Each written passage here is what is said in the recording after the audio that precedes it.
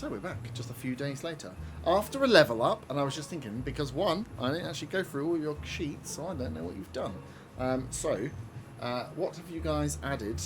Would you like to go through one by one? Has anyone picked anything? I know a few of you have picked some actual pathways. So those that have picked pathways, would you like to let me know what you've picked? Okay, well, I am now a College of Swords bard, so I have some fancy flourishes on my attacks. Mm-hmm. I think my attacks are a bit better when I'm just wielding one weapon instead of two, so my rapier is a bit better than it was. Nice. Got some new spell slots, including a couple of level 2 ones. Yeah. College of Swords. He's going to be a little fighty boy. I am now an assassin rogue. I get proficiency with disguise and poisonous kits. I have advantage on anyone who hasn't had to turn combat yet. Yeah. And if I hit a creature that's surprised, it's an instant critical hit. Oh, wow. And I get, as a bonus action, steady aim. Oh. Steady aim. That's which gives me advantage. Well. So essentially, do you get and I get an extra stealth attack dice. Do you get 360 no scope next level up? Yeah. Pretty much. That is pretty much how that works, I think. Essentially, Bernard can give himself advantage and therefore sneak attack pretty much every turn. And it's 2d6 damage now, right? And 2d6 now, yeah. Here we go, baby. Add some HP. Are you familiar with the bard flourishes? I'm reading them now. Are you liking them? Defensive flourish looks fun for not getting hit much. Oh god. You're gonna have to use your bardic inspiration, I suppose. Yeah. Cool. This is gonna go so well. Leveling up. It's going. Von? Is yours pretty standard this one, or is it next time? Yeah, mine's just new spells. New spells. Get 2 level 2 slots and an extra level 1 slot. Oh, good. That's always more spells to do. More spells. And our ranger. I am now a master of the beast. I will be getting a pet. I will be making it The Sims, and nobody can stop me. I know we've had to already. I've got the pets expansion, bitches. Yeah. When I heard Master of the Beast, I was going to make a joke. But I'll leave. I'm glad you didn't, and I'm glad that we just went over that. I know. I was like, no one's gonna take that one up. That's just gonna sit there. That's unusual. We all know better. It was just deciding who I was going to fight with this evening, and you volunteered as tribute. Both. But it does also mean that I can speak to animals. Yes, that's a good. Okay. Yes, you're becoming a beastmaster. Yeah, we've already gone through the rules on pets, and that you can't just have as many pets as you want. Remember. Wouldn't let me open a zoo. Wouldn't let me just have a pet without being a beastmaster. Essentially asked whether you can have a pet even if they do nothing. Can I have a pet if they do nothing? I don't want to do anything. Where are you going to keep it? How are you going to feed it? Did the owlbear have a baby? That would be... You killed it. Hippogriff. You killed another. That'd be funny. Oh god, no. Hippogriff. Yes. Cool. Baldur's Gate spoilers. No, I know. What? That's what Baldur's Gate. Perfect. I'm still reading. I'm just going to get scared by stuff, and it's going to be a fun journey for me of not winning in any fight ever. Let's go, baby. You haven't asked me if I've got anything new. I thought we did to you first, and you said you didn't have anything. Oh, did I? I've got a teddy bear in my inventory from last week. You got a teddy bear? Yeah, do you not remember? No. When did you get a teddy bear? When I was sleeping through everyone being drunk, I was there with my finger and my thumb with the teddy bear. Oh, yeah. Yes. And I can also... Do spells? That's about it. You're a Hellish Rebuke. Yeah, Hellish Rebuke is still this... Oh, yeah. Crap, I've got Hellish Rebuke. Got it, yeah. That was your new one, which is your reaction. It's a reaction. Yeah, that's my... That's for being a tiefling, and then I've got spiritual weapon and loads of other crap. Ah, yeah. Have you been thinking about what you're going to do with your spiritual weapon? Sorry. How are you going to flavour your spiritual weapon? A pair of bongo drums, like from the controller for Donkey Kong Country. It's good. It really fits in with your backstory, that one. I was going to say, a lot of these spells now are getting quite complicated, and it's only level 2. Yeah. This is the Level beauty three. of Level going through. 3. It's like just as you get to the level of understanding what your character can do, it's like, hey, here's a bunch of new things. You're like, oh god, okay, more things to do. So it's good to have like a trope that you follow, because then you can just be like, well, that's why I'm picking this spell, because it's very similar to everything else that I do, and fits with my character story / my ability in my brain to keep track. But yeah, I have to sit and read through all of yours to try and not get caught out, which never works. So it's good. Oh, good. Well, thank you for that. That'll help. I'm sure it will be a constant surprise as we go through and maybe get into some battles. But we have just finished one. If we come back to where we were at the end of Thursday, you guys had made your way with some from Sylvan Dark Border Force elves into the Border Forest to circumnavigate where the Hag Swamp was. Pick up the tracks that you had kind of found the first time you came into the forest, to hunt down and find any remnants and remain of the party that had gone missing. You did indeed find some of the party. You found the intact body of Meadow, kind of wrapped and harnessed to a tree. Managed to free her from said tree, upon which a bunch of trees came alive and tried to kill you. One of them bellowing to tell you to leave this place, and an owlbear entering the arena to try and scare you off. You in fact scared it off with Dissonant Whispers, which is my favourite spell.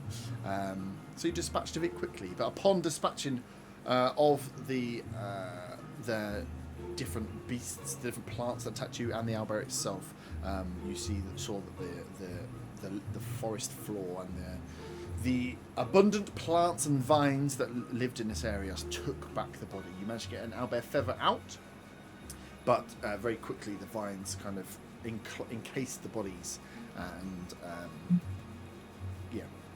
looked to take back to the land anything that was within the body of these beasts. Thorns started to grow from the vines as well as you had just exited the area. You haven't left yet. The elves have got hold of Meadow.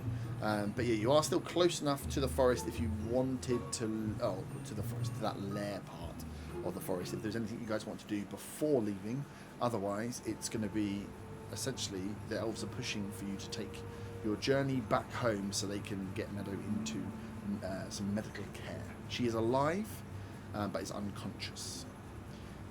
So we will throw back to you guys as the two elves, Nira and the other guy, whose name was Elio, have hold of Meadow, and they're taking turns in carrying out. Nira is ready to lead the dash back along the path, and is waiting for your guy, you as a group, to come along with. So I shall throw to you. There seems to be a whole lot of magic in this area with these thorns and vines and whatnot. I just want to have a quick scan of the area to see if I can see anything that's worth stealing. Okay. Maybe the owlbear had something in a nest. I don't know. Roll an investigation check. That's a 10. A 10. There's not much. You can see that the vines are moving a little quicker now. You do notice, if you are quick to move, something glistening in the husk of one of the kind of the beasts that are blights that detach themselves from the trees. The one closest, you can see where it's broken, that there's something glinting within that encasement. I will try and reach the shiny thing because it's shiny. Roll a dexterity or sleight of hand. Sleight of hand. Yeah. 11. 11. You reach your hand in and grab hold of what feels like it was like a small coin purse that was just slightly open. And as you grab the coin purse, the thorns start growing out. You manage to whip the coin purse away as you notice, but you do take 4 points of piercing damage as a vine just a thorn from a vine catches the side of you as you pull out. Ow! You have a coin purse with 4 gold pieces in it. Ooh, money! But what you also notice is the fact that from within inside this husk, you've just pulled out a coin purse of what was before a tree person, meaning that whatever was left inside of that husk, as you see it closing up around now, is the kind of the good bits, the juicy bits, the moisture of the body. You couldn't see, you didn't really notice any blood or anything in there, but there's clearly some leather and some coin pouches. Maybe there's a bit of metal and some boots left within the side of this, but anything that was potentially human inside this thing has been drained out. Am I okay to assume that this is the rest of the party of elves that we were looking for? You would assume so. That there's definitely bodies within here, and the fact that they match the number would give you a good indication that this could be where the rest of them met there. Okay, I'll turn around to the others and hey, how's Meadow doing? Looks like these other elves turned into tree people things. They took her away. I think that we should go. I don't feel safe here. We've got to get out of here and just check. I don't know why I'm American. Check that Meadow's okay. I think she's right. And I give her a thumbs up and a wink. I look surprised that Arta's agreed. I mean, it doesn't help that I'm, also close to dying, but I mean, True. we can get Meadow back, get me back, everyone's alive. And Nira kind of makes her way back towards, as you've said this, Zaga, and she's like, but yes, I think so. If you've found something within, this is the fate of the rest of the party. But Meadow is alive. She has a pulse, but it's very weak, and she is unconscious. So our preference would be to get her back to some medical attention as quick as possible, unless there's something that someone feels they could do. Could I cast healing words on Meadow? You can try and cast healing word on Meadow. Big up, Von. Healing word, right? E4. Yeah. While he's doing that, I say aloud, well, I could have done that too, but I used all my spell slots to save you guys, so... It's a spell slot. So I kind of look down at Meadow and say, Listo cavo I an hlwed hen. What? Bless you. And that is 6. 6 points. Help. So as you, Yes. Elian has Meadow kind of superhero style, just like holding in his arms, and you see as you cast healing word, the energy kind of hit, and as she goes to wake, as the light pulses down, you see a darker, almost like a dark brown or purple, almost flood through her veins, and as quickly as she awakens, she loses it straight away. So this thing kind of flushes in. He notices that the same as you, and is like, that's not good. What do you mean it's not good? No, That's she's weird still magic alive. shit. Yes, there is. If traditional healing spells are not working, there is something else afoot within Meadow. Like I say, she's still. I've got it. Still alive. Sorry. But we need to get back. Oh god, is she going to turn into a tree? Don't say that, Arta. And then I look at the guy and I'm like, let's go. Just take her. Yes, let's. As we start walking, am I okay to do sort of check on the magic that's running through her and see if I can recognize any of this magic? You can. You do an Arcana check. That is a 16. 16.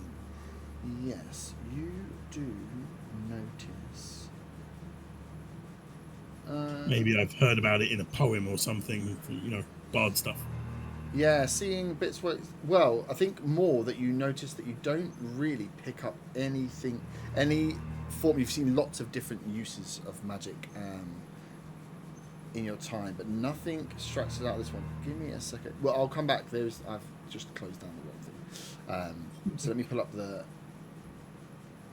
actual magic, and I'll come back to you for what you noticed. But yeah, it's more that this appears to be something powerful, definitely, and doesn't seem to be it doesn't seem to be like an illusion of any sort. Like there is something deeper that is either within her body somehow.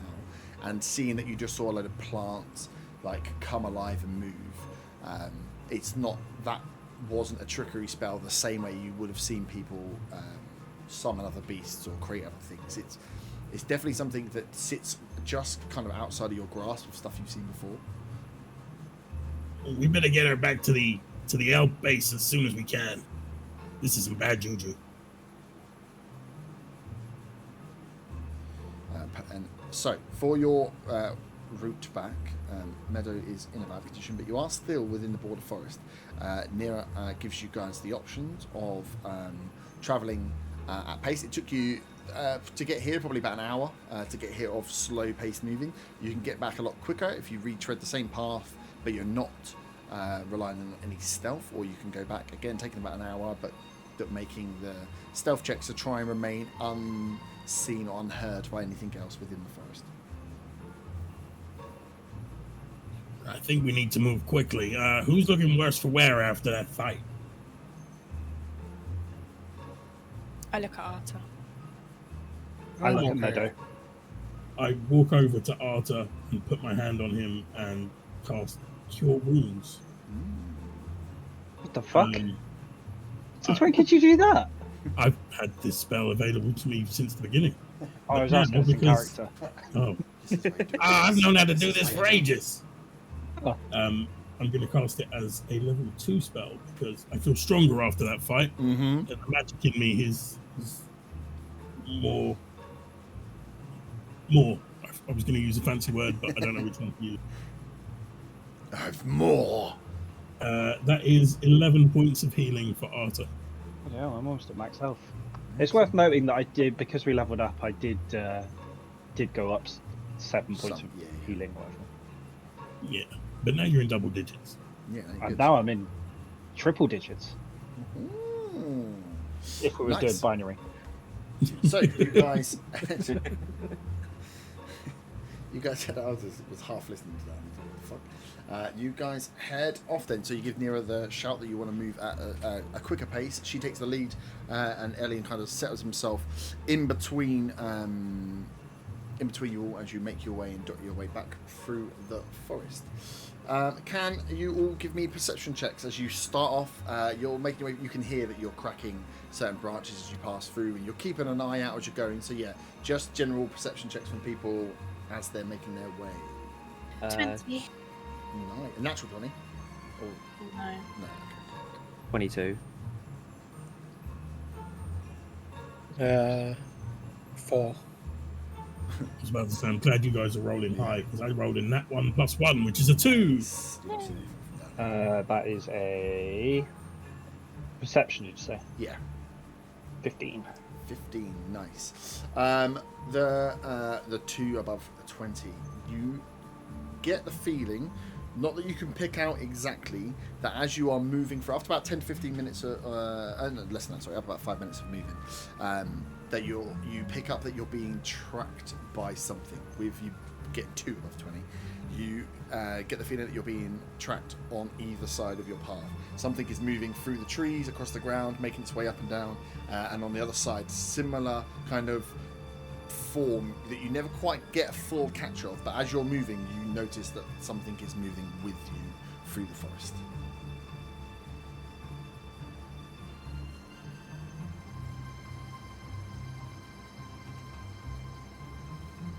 I don't think we're alone. I think something's following us. But we have to get back from. I know we need to get back, but we just need to keep our wits about us. Let's just be faster than whatever's chasing us. Mm-hmm. I think with your perception, you should be singing I Think We're Alone Now. How do you know the songs of the kobolds of Draka? I'm a troubled man. I've read 1 or 2.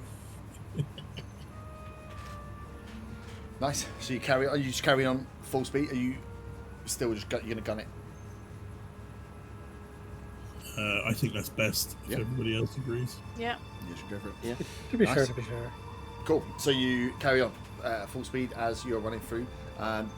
Would you let Nira and Ellie know of this, or you just guys carry on? Is that an open thing to everyone as you're running? It was an open thing to everyone. So. So yeah, Nira's like, cool, got it. I'm just going to go straight forward. So she is hunting through now. You notice these things are keeping pace with you as you track through. Can you give me a group? What do I want to get you to do? Can't get you to do a group speed check, can I? It's gonna be. Would that be athletics It's or acrobatics? athletics, I think, because it's about keeping pace.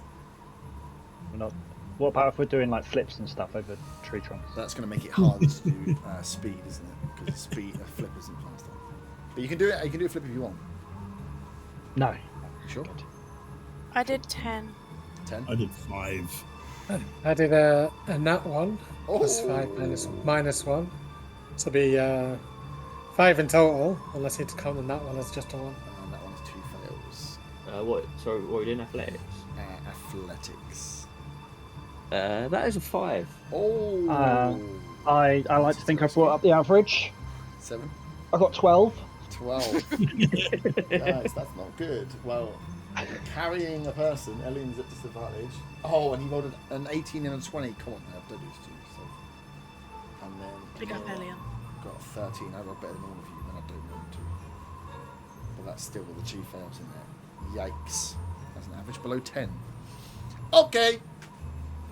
So you're running forward as you, as Nira, it comes kind of not round a corner because you're in the forest, right? You're pushing through, and as she comes round a bend to one of the shops. You just hear her shout to stop, and in front of her, rearing up, and this thing is large, probably the size easily, as it's standing on its paws, easily taller than. The 2 smallest members of the party, Corin and Zaga. This thing just like not quite roars, but nearly roars towards it. Jet black with 2 long tentacles with 2 hands over the top, and just starts to shudder as this thing essentially growls towards Nira. Who is last in the pack? Who would have been bringing up the rear? I guess Probably me, because I would have noticed the thing following us. I think I got the lowest. Athletics, Speed. I Oh probably yeah, you did, did get the lowest. So Corin at the back. As you can't This see is what's it. happening at the front, but everyone's stopped. You hear behind you the same. It's like almost like a rattlesnake shake, but over the top of it, like the growl, the low growl of an angry kitten. Perhaps not kittens, but fucking Are cats. these displaces? These you would maybe would have seen, maybe wouldn't see, but they do look like displacer beasts. Yes, as they shake out in here. You have one in front of you and one behind you, with your pack set in the middle. what the fuck is that? Maybe cat. It's not good. Would you like to roll initiative? No. As we leveled up last time round, am I able to use my level 2 spells? Because Yes, you can use your level 2 spells if you haven't put new spells in. That's fine because some of them need stuff, but yeah, you can use your spells. Using a new dice, that's a nat 20 plus 3. Imagine you would roll that before you've done the thing. I don't know what to put this. The dice are not with me today. I rolled a 6. Yeah, So- 5. Oh, let me go Seems down to be from beyond the Weaver, top. it's screwing us over here. Corin's got a 20. Anyone down? 20 to 15? 17 I got. 17 Vaughn. Well, mine be a 23 if I 23, yeah, nine that's pretty initiative. good. Top of initiative. Okay, 15 down to 10. Yikes. 10 down to 5. Someone 6. Oh. 6, yeah. And I got 5 as well. Ooh. Zaga 6 and Faye. The 2 5s, who's got the highest dex? got +1. So, Mine's plus 4, and I've got 18 dex. nice. And then Artan in 4. Nira and Elian.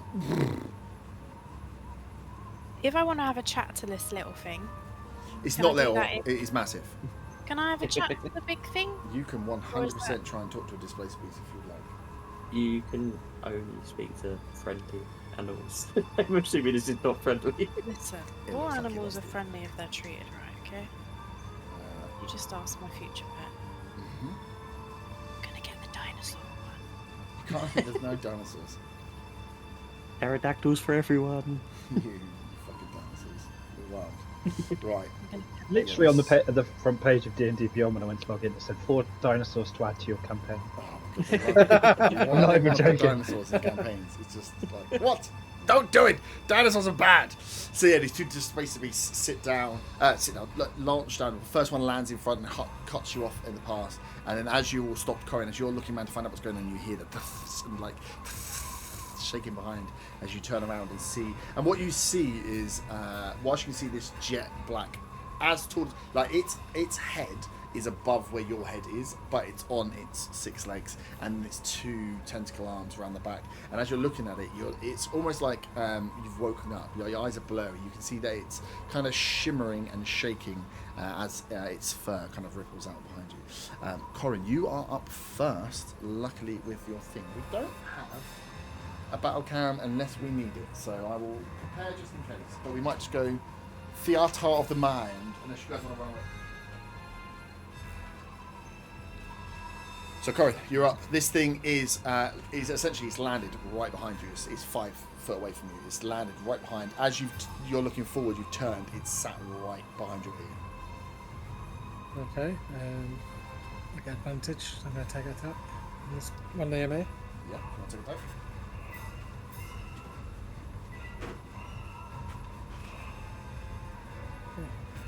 Two 15s, which makes it 20 to hit. Dirty 20 does hit.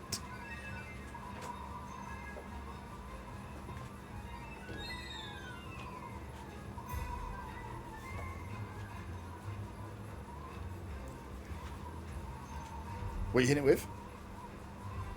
My bow, so that'll be. But your bow would be a disadvantage, would it not? Oh, is it right behind It's me? right behind you. Yeah. As it landed and you were looking forward, you hear it's like literally on your shoulder. Okay, I'll go with my short sword then. 9 plus. That'll be 16 points of piercing damage. How many, sorry? 16. 16. If it was 69, I was like, no, I don't think it is. Gotta call bullshit on that one. Yeah, that's cheating.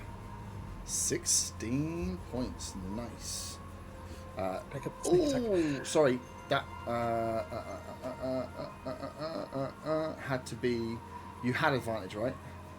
Yes. But it had disadvantage. It should have been a straight roll. Because it's in its. With my displacement sword. form. Yeah, even with your sword. So. I rolled 2 15s anyway, so it'll be Okay, 20 cool. So anyway. that's it. Sure. So as you hit it, you see the effect of the shaking stops as it like kind of roars back at you as you manage to stop its displacement. And I may use bonus action to disengage behind any cover that's available. Yep, there is little cover. So you're within, as you're walking through this path now, there's a few trees dotted about, but a lot of it is just the brush. It would ordinarily be difficult terrain, but you're with Feywind, so it's not. So you can move behind, but there's no visible, like, larger trees to hide behind you. Any half cover or anything?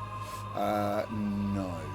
Not like, yeah, you could try and get down, but like below the shrubbery, or dig yourself under some like leaves and bits, but you'd have to take being prone on top of your sneak. So No, I'll if just you didn't disengage find far away as I can. you- If they did find you, you'd be prone on the floor. No, I'll just disengage as far as I can do. Cool. Up next is this beast up the front. Where's my little stuff people? I actually thought you guys were going to succeed that. I had faith. Turns out the way to defeat you is to have faith in you. That's crazy. Also, marching order.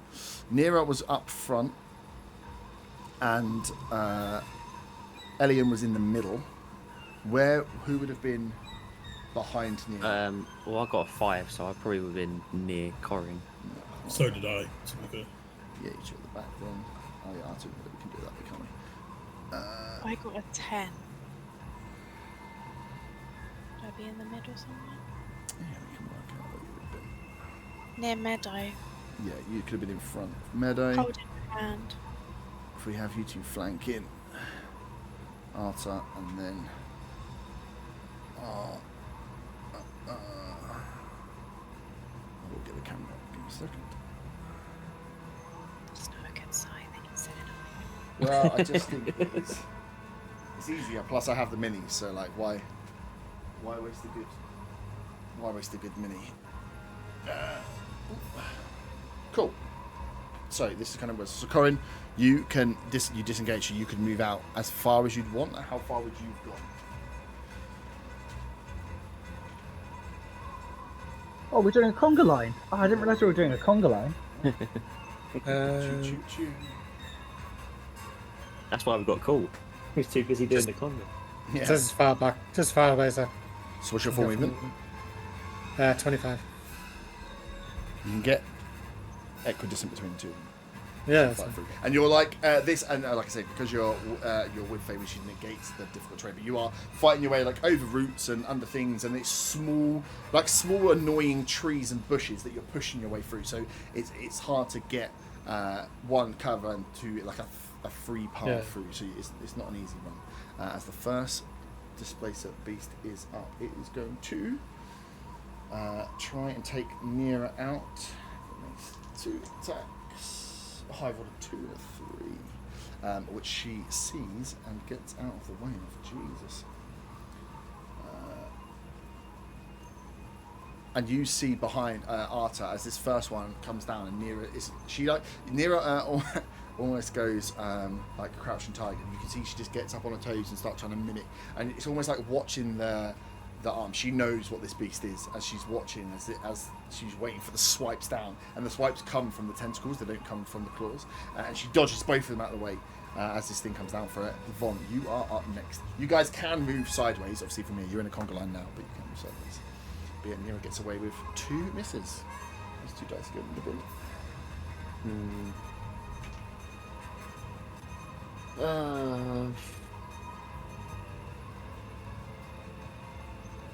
I guess I'm going to step out of the conga line to the side.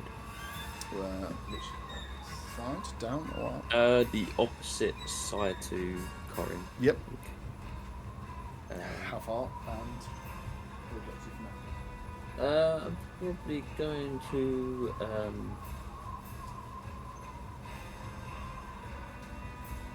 a couple more squares out, I think. And then I'm going to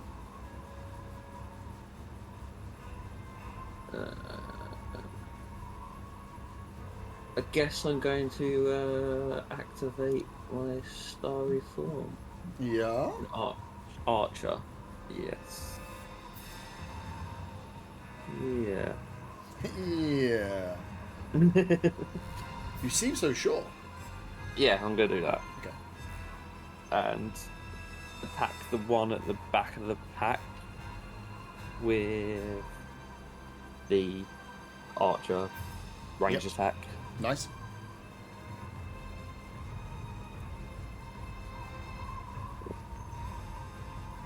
That is a 13. 13 hits. Just.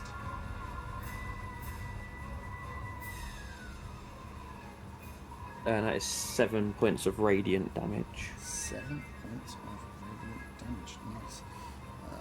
That's this thing. Cool. Yeah. Oh, hang on a minute. The back one was hit, so yeah, that's fine.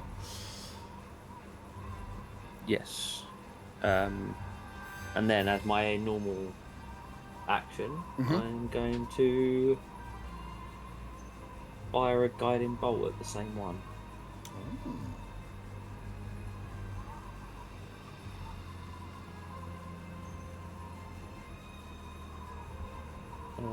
That is 12.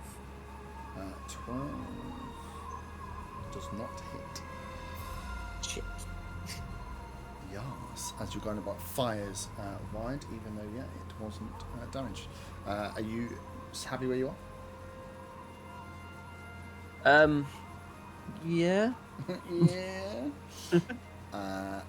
Nira is up next. She is ready to take a swing with her light sword towards this thing at disadvantage as it shimmers in front of her. Rolls a natural 1. So the game that she played with this beast of dancing and trying to get away, she swings for it, misses completely where the beast is set. So the front one, if anyone's taking this front one, it's at disadvantage for now. Next up is all the way down, Zaga. Fabian, you're next. I am going to.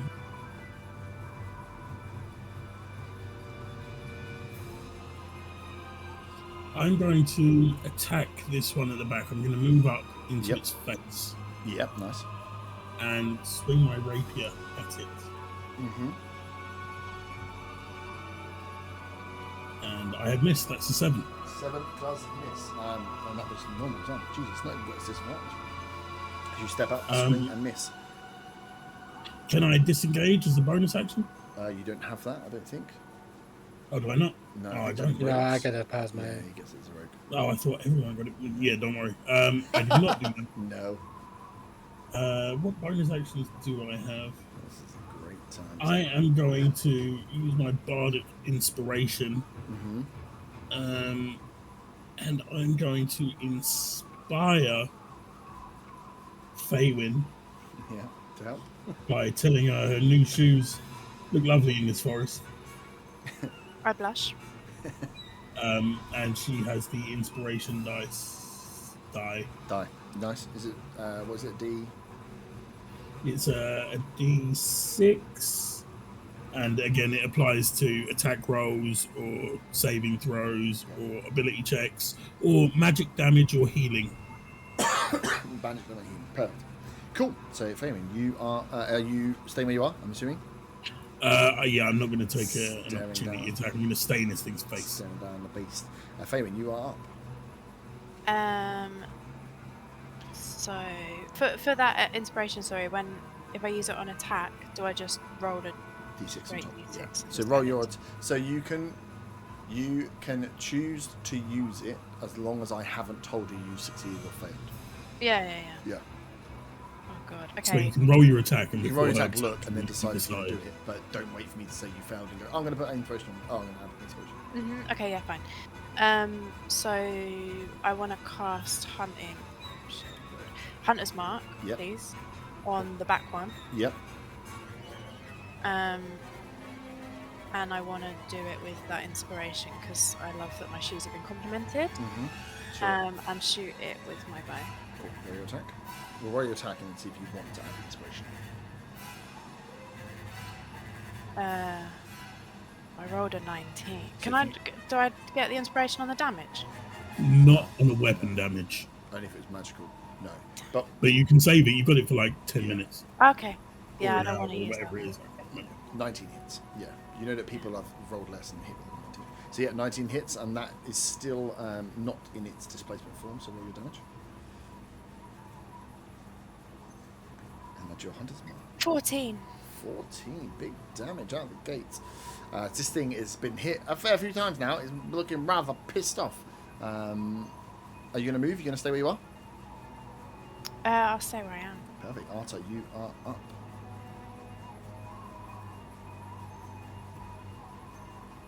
Come off mute. Who's at the front? So that is Nira at the front. This And, one is still. would This they be one's within still got his flanking shaky range? form. The one at the front. So I wouldn't be able to go around it. Oh yeah, you could do. Yeah, because you have as long as you get movement. Yeah. I should have the movement. Yeah, Yeah, yeah, round 30. because I want to get behind it. Yeah, cool. Yeah, For so flanking? as it's there, it's watching you go, and as you move round, as you're kind of, it's almost like it is with these. You've got the kind of panther beast itself with its 6 legs, but then you're almost watching the tentacle arms as if they're like snakes. So as Nira's dodging one and trying to keep the attention of the face and one of them is kind of watching you as you go around, but you manage to sneak round and get behind. So that will be a straight roll because you would be attacking with disadvantage. That is a 20-something. That does hit. So that is a 1d8 plus 2 by 28. That is an 8 plus 2. That is 10 points of bludgeoning damage. Nice. And then I'm going to cast Spiritual Weapon to the side of it. Nice. Oh, I'm glad you cast Spiritual. Definitely have. No. Here come the Just bongo anything, drums. anything. I was vaguely joking about the Donkey Kong bongo drums, but not really. I was vaguely Bada-boom, bada-boom, bada-boom. Just use a zombie or something if you have to. AK-47. Put the full size actual Donkey Kong bongos on the map. Yeah, there's a will-o-wisp. That works. We can work out what it is after. That'll do. Yep, that's cool. Cool. And then can I think you can only how this cast works. its bonus action until it. Yeah, Yes. you cast it as bonus action. And then it goes after you. you roll for it? No, I control it as a bonus action, I believe. Oh, okay. It doesn't When you enter cast a initiative. spell, you make a melee spell attack against creature within 5 feet of the weapon. On a hit, they take damage, whatever. As a bonus action on my turn, I can move up to 20 feet and repeat the attack. That's really it. Perfect. So, let's go for a weapon. Is it going to be disadvantage? No, it is. No, it's straight roll because you hit with your go. It's lost its shimmer form, so it's a straight hit. And that is an 18 to hit. 18 hits, nice. This does more damage than my bloody hammer. I love spiritual. So, well, that's 1d8 plus 3, so that is 6 points of force damage. Nice. It's a giggity, but I can't tell you what it is. Perfect. Nice as this spiritual bongo drums weapon comes out from the side. First time you'd have seen Art as well cast something in this radiant light form that joins the battlefield and smashes into the side of this beast. This displacer beast now feeling very backed into a corner, which kitty cats they do not like. But first, you move. Sorry. I was going to say, yeah, I think I'm done with the movement just to add a bit of flair. Yeah. As the spiritual weapon kind of appears, you just hear in the background, boom, bada boom, boom, boom, bada boom, boom, boom, bada boom, boom. Oh no, something big's coming, and it's dancing through the forest. Anyway, that's my set. A bongo. It is. So the poor little boy at the I back. think I'm about to get hit. As he's very angry. As it comes round, you see again that he starts to, as it's taken a few hits, recovered itself, looks at you, Zag, as you're stood in its face, and it starts to like almost buzz and shiver again now as it gets back its displacement. But it is going to take a couple of swings with the tentacle. And as you're looking into its eyes, you see the tentacles start to rear up and move as it rolls a dirty 20. Yeah, that definitely hits. And a 14. That one misses. Okay, so one you clocks you, the second one you miss out on, and you take 7 points of bludgeoning damage, and then 4 points of piercing. As it hits you, you're like, oh, and then you realise as it's left that the little spines that are moving within the hand, some of them are left within your arm. As you look down, these little needles have smashed into you, and as you look back, it kind of reforms them into its palm. It's messed you up big style. That is its go, but it's back in its shimmer form. Elian is up. He is in protection mode and is going to just step kind of back between you all, hoping for the love of Jesus that you kill these things and it can get Meadow out to safety. As it goes back to the top, Corin, you are up. So the one at the back, You would it's got it would be disadvantage. Well, Yeah. disadvantage. Yeah, you can see that it's like shimmering. As you look at it, it just seems to be like free floating like across the place. You can't quite. You're not sure if it's moving or you're moving. You're trying to get your eyes on it. But yeah, it's not a clear shot. Okay, so I'm assuming I've got clear line of sight on both. Yes. I'm going to use my bonus action to give myself steady aim, Mm-hmm. which gives me an advantage and take a fire at the one at the front. Nice.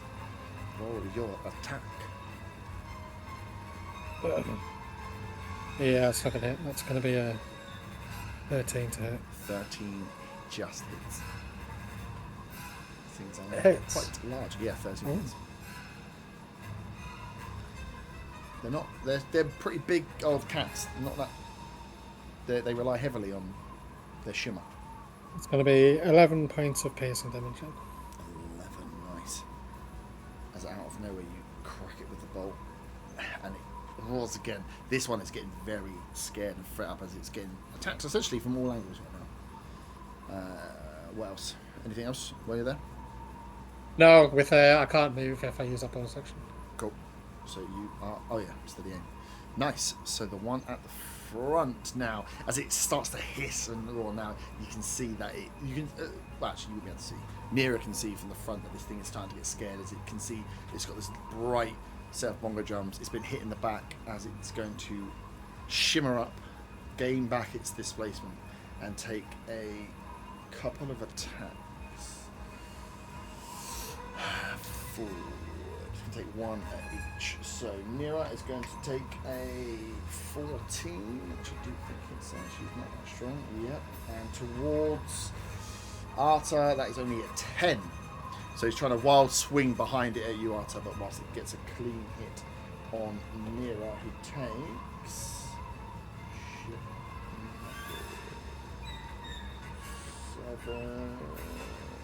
8 points of damage to Mira. She is looking pretty fucked up. She ain't that strong. That's its go though. Von, you are up. Then it's Nira, then it's Zaga. Okay. So can I actually cast one of the new spells yet, or do I have to wait? No, you can cast it unless it's something that you need to buy gold bits for. No, it's the other level 2 one I said, right? Yeah. No, go for it. Okay, so I am going to cast Moonbeam on the square that the one at the back is on one of those. Well, one of those 5-foot squares. So I kind of look up to the skies, raise my hands, and say, Ifil nin nagre len, and this beam of light will shoot down from the sky. It stays up to around about, I think it's 40 foot. It's 40 foot high. Oh wow! Cylinder. Oh wow! So it's like a beacon in the thing. Both of these have got their displacement up, so they would. It is an attack at disadvantage. So it's a saving throw for basically if at their turn. If they're in it at the start of their turn or they pass through it, they have to make a saving throw. Okay, cool. So in that square, Yeah. So it's just so obviously when it gets to its turn, it will have to. Okay. So in one of these squares, on its.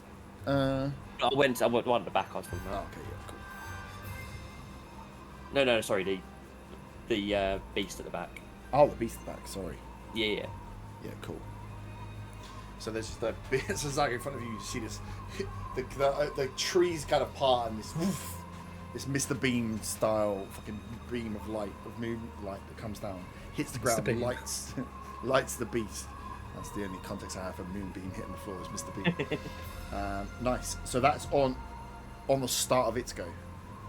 Yeah. So if it, either the start of its go, if it starts in there or it passes through there.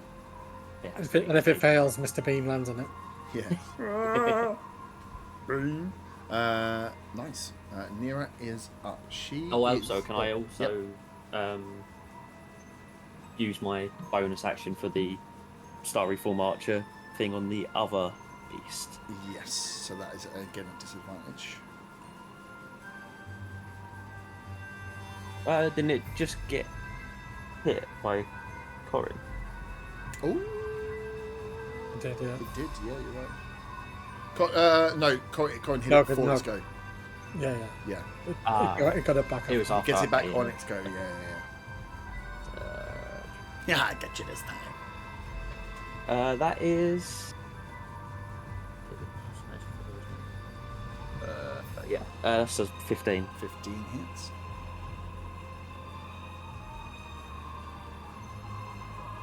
And that is 9 points of radiant damage. 9 points of radiant damage firing out. Hitting both of these beasts looking equally damaged. As you fire out your Skyform and hit it again. This one is a little pissed about being hit, but it hit, which means its shimmer form, as you see in front of you, Arta, just diminishes down as it takes that damage. Nice. Nice. Nira sees that. She is looking pretty effed up. She's going to, seeing that you have two weapons involved and taking hits, going to use that action to disengage, back up to protect Meadow. But she can't get anything special, so that's just her. For fuck's sake, it's my advantage. I know, sorry, but she is going to die. And I don't think she wants to fight to the death against a Can you get advantage with your spiritual weapon? Nope. Oh, no, it's not a thing, is it? Cool. That's Nira. Zaga, you are up. Faywin on deck.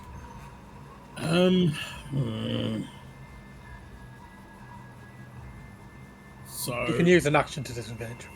Yeah. I can, or I can cast Dissonant Whispers on this one at the back here. I hope it works. So I'm gonna do that.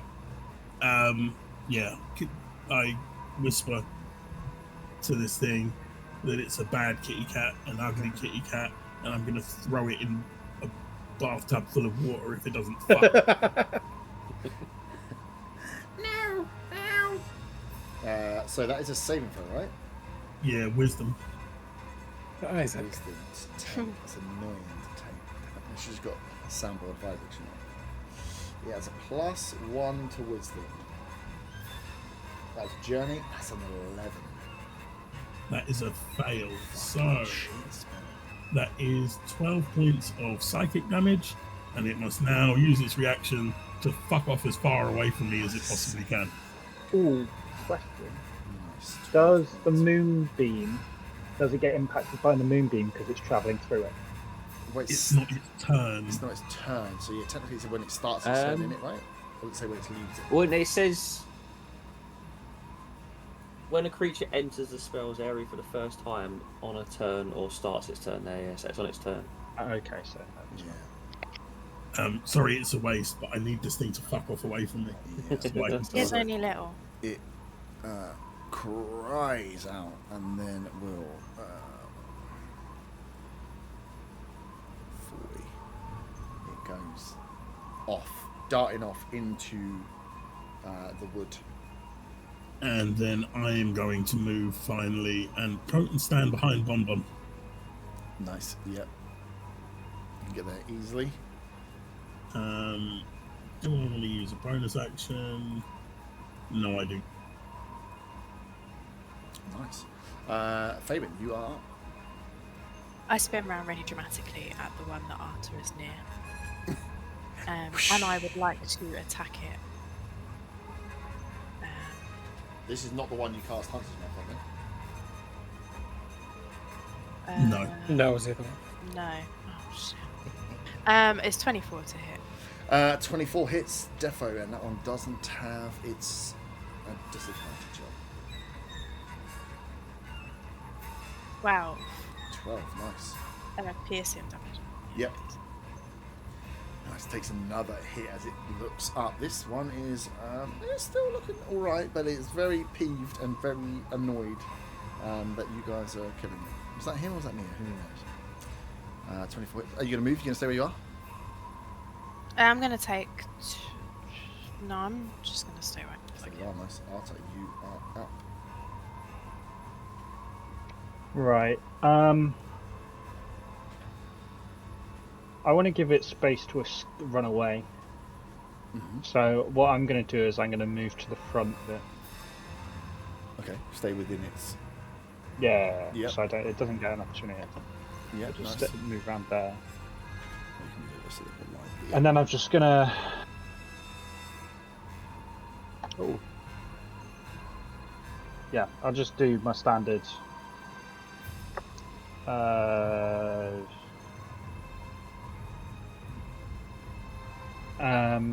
It was a 21 to hit. 21 hits. Yep. Give me space. Destroy. 6 points of bludgeoning damage. Yep, nice. And then spiritual weapons for bonus action Yep. is a 22 to hit. That hits. And then that Anyone is want to reload? cocked. Below That's 20? 4 points of force damage. Nice. Okay. Still looking good, but yeah, it's getting bashed up as it's now got an exit route. Will it take it? Who knows? Okay. Luckily, annoyingly, it's this bastard that ran away. It is going to.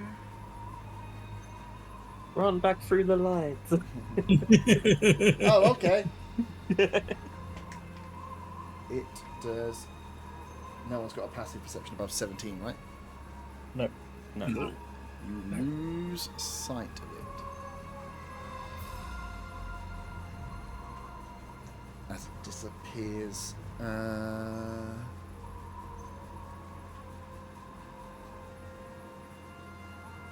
Cool. Yep, you lose sight of it as Elion is there as he's turning around, just looking out. He sees that one's disappeared and one's left in front of him, and he says to Nira, he's like, "We can do this." It comes back down to top. Corin, you are up. Again, I'll use my steady aim right at the front.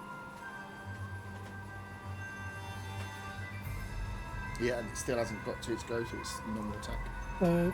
That's a nat 20. Oh, you motherfucker! Well, that hits, yeah. Crit. Pretty big. So it'll be. Does the snake attack crit as well?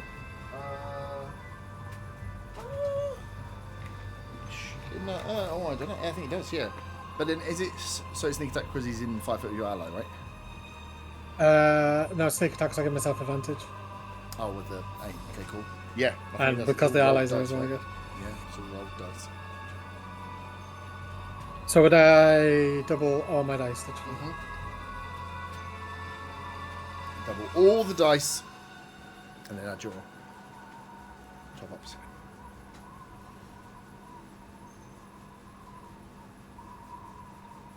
31 points of piercing damage. Jesus Christ, you fire a steady arrow as this thing is looking around trying to make its escape, its eyes glaring, its tentacles up straight through the eye socket as it's dead.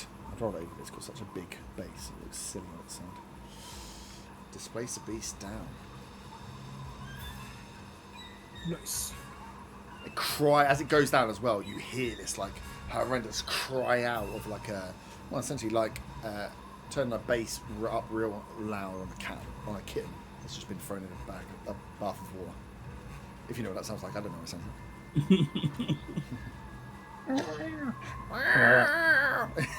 It's just like the fat cat in South Park. But it rings out. It's a loud cry as this thing goes down. Corey, anything else? You can't move, right? So Oh, I can't do anything else. you're done. Would have been its go. It's dead. Von, you are up. As it stands, you cannot see anything on the battlefield.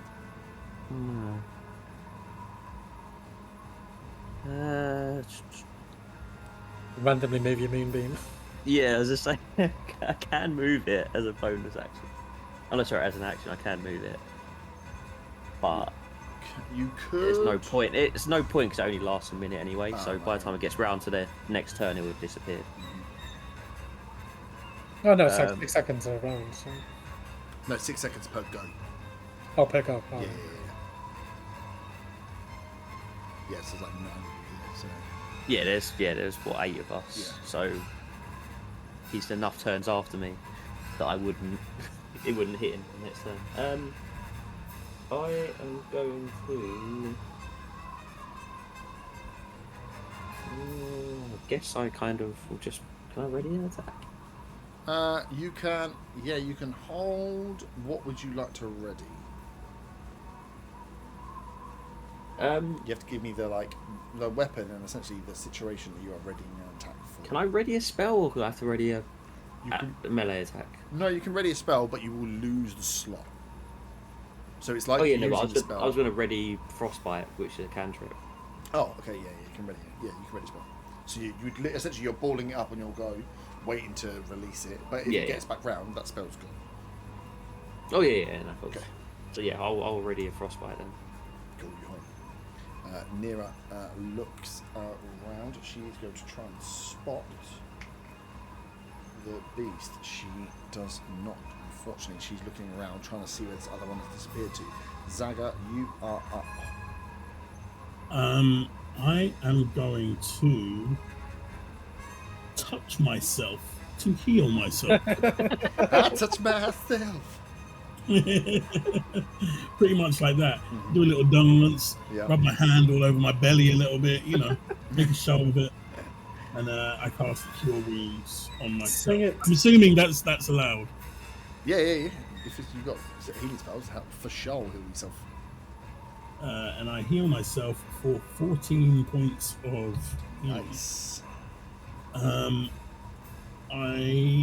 don't have a bonus action. I do, but I don't want to take a bonus action. Yeah. So I'm just gonna move over a bit further round, just in case this thing pops up. I'm gonna go stand between Arta and Faywin. Nice. Come behind me, Zaga. Faywin, who still has the inspiration. Yes. And that's my go. Faywin, you are up. I think at this point the moonbeam would disappear as well. Yeah. Seems about the right sort of time.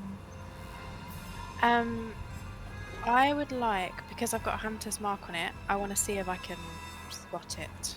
Oh, does that give you any advantage to? It gives me an advantage on wisdom perception or wisdom survival. Yeah, so you get advantage to try and spot it. You can use your inspiration on this as well. And you can use your inspiration on this as well.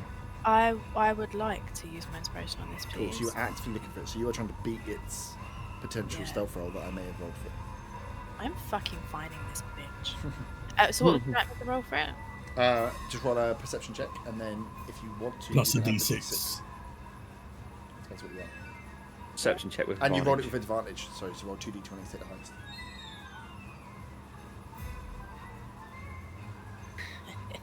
Oh, I don't think you need that extra. I already said it though, right? So I've got to use it. No, you don't have to say it. It's up to you. I can't Okay. tell you whether you've got to tell me the number. If you're going to use it, you have to use it before I tell you whether you succeed on it. You don't know Yeah, how okay, right. No, stealthy I'm these not. things are. I'm not going to use it then. I got 22. You don't know how stealthy these things are. You see it. I mean, you already said to us no one's got passive perception above 17, have they? Oh shit! Is that what that means?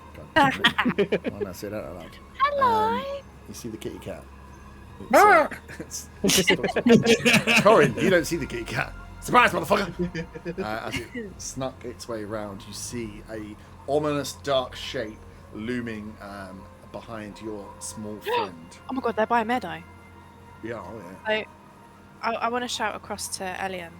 Yeah. He's behind you in true Panto fashion. Mhm. And then No, I, he's not. and then I want to attack with my bow. Yeah. 20. It's at To hit. disadvantage because it's got its displacer form. Okay, what does that mean? Disadvantage, you have to Yeah, roll 2 take in total. Oh, okay. Just roll over the 20. You can use your We do- wisdom on this. Yeah. 23 and 20, so 20, please. to hit. Can we just? Can people just get a hold of D&D Beyond and be like, "Hey, your dice are broken. No motherfuckers rolling less than 20 ever." Dagger and I were running. It's only me and Faywin rolling on Beyond. And it's all tracked if you don't believe us. Okay. Doesn't mean the dice are broken. And it has got Hunter's Mark on it as well. Mm-hmm. So... My boy. That was such a slick little move to get behind Corin as well. 15. In total. 15 piercing in total. I figured that's where it would be going now. Yeah, and as you and Corin, as you look up, you just see Faywin like railing her bow towards you, But like, what the fuck? And as she fires loose, whips past your like left hand shoulder, and you hear as the cat gets hit, and you realize how close. Again, this thing is to sneaking up behind. Just before she fires it, I shout, "I'm not gonna go drinking again." Perfect. So Arthur, as Yep. as it's now visible, you could do release I- your frostbite. If does you can, how far? Yeah, does it? 60 foot. Yeah, it's only 50 foot away. Yeah. Why I order? It's a con saving throw. Nice. It has avoidance. What's it needs to be? What does it need to be? 12. 12. Con, do you say? Yeah. Got +3 to con. I rolled an 18, baby! Yeah, frostbite misses. No damage. It's ready. It got hit with an arrow. It's not getting hit with a frost strike. So that's your held action. And I'm not sure it was favourite. Arthur.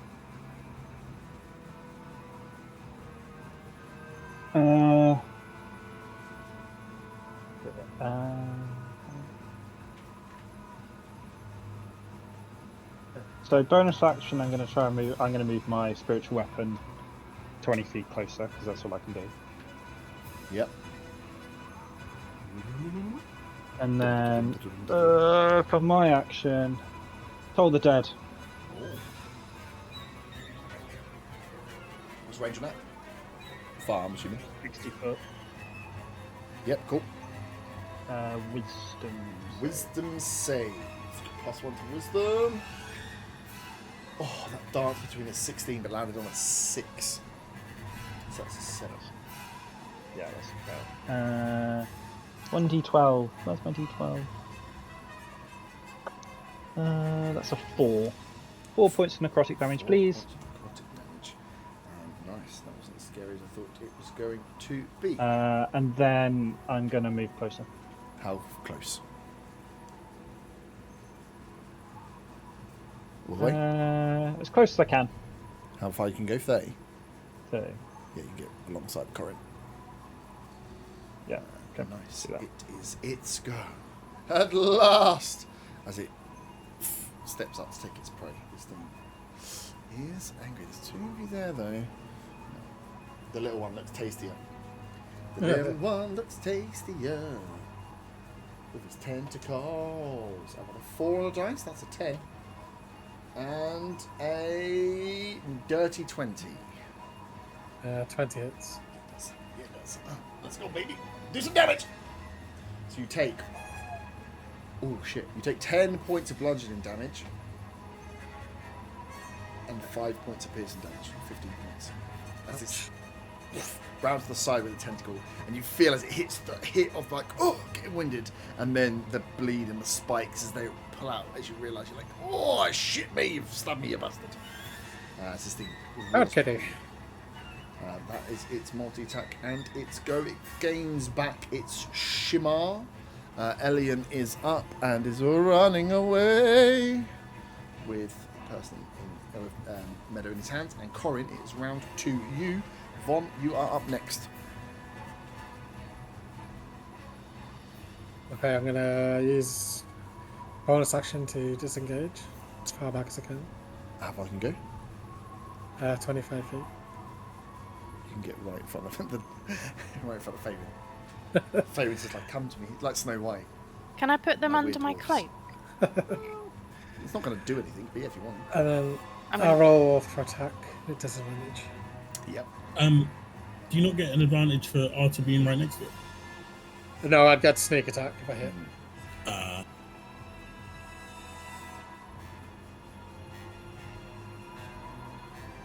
Oh, nice. So that would be Over 20? still a 21 to hit. Oh, imagine my surprise. Pretend to be shocked. That hits.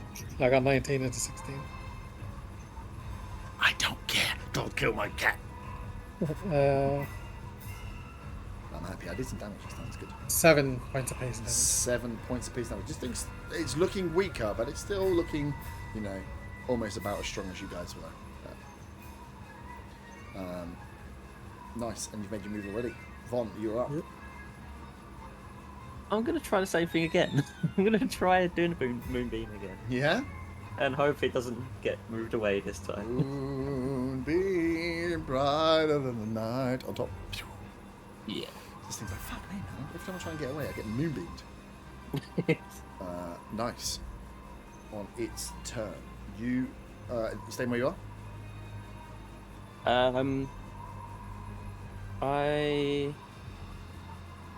I'll move forward a couple of steps, I guess. Yep. Getting on to that. I'll Avenger also fire the bonus Yep. Sorry Form Archer, Nice. and it's not in its. It's not in its form, no, because it's been hit already, so it's normal attack roll. It doesn't matter anyway, because it's only a 9. Yay! Finally. Finally. I missed out on 6 points. Nira is up. She is going to do a damage attack, baby, as she fires her bow. It's not very good. Oh, it's cocked. That's the highest I've got, a 16. I'm actually going to hit her. Go me! Killing my own creations. Oh, 2 points damage. She does 3 points with a plus to that as a bow fires out from Nira, helping you out where she can. Cheeky little 3. Zaga, you are up, then Faywin. I am just going to step forward a little bit so I can take a crossbow attack at it. You'd have to. Oh no, you can see it from there. I suppose on the corner. It's on the squares. It doesn't really matter. I get an extra 10 foot of movement for using an attack Oh, now. nice. So You could step out, shoot, and step back. Yeah. Okay. I can do that like 4 times over, yeah. Yeah. So yeah, I'm just going to fire the crossbow at it. Ooh, I can move loads. That is a 22 to hit. And it is 9 points of damage. 9 Of points. whatever the crossbow damage is. Piercing. Pretty sure it's piercing. It's locking weak, but it's still standing. Faywin And then I'm just going to step back behind Faye. and Arta. Come behind me under my cloak. Faywin, you're up. Faywin, Arta, and then it's go when the moonbeam may or may not even get a chance to shine. Yeah, it's gonna say it's not gonna. It's gonna miss again, isn't it? It's gonna be dead before I get to do anything with it. I'm gonna put my cloak around Zaga and Corin, Yep. and I'm gonna hand a little good berry down to Corin. Yep. And then mutter under my breath, "It doesn't mean I forgive you." And then I'm going to aim at the little cat. Yep. It's a big cat. Big scary cat, okay? Little baby cat. 21 to hit. Yeah, fucking course you did. Yep.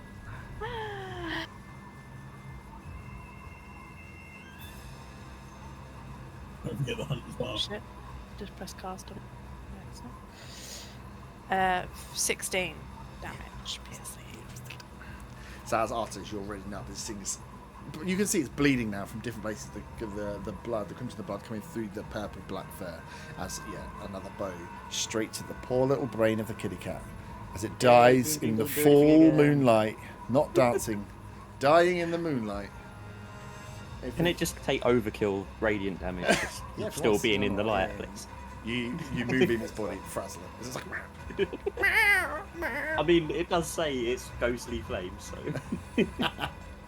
As both kitty cats are dead, and technically you are out of initiative.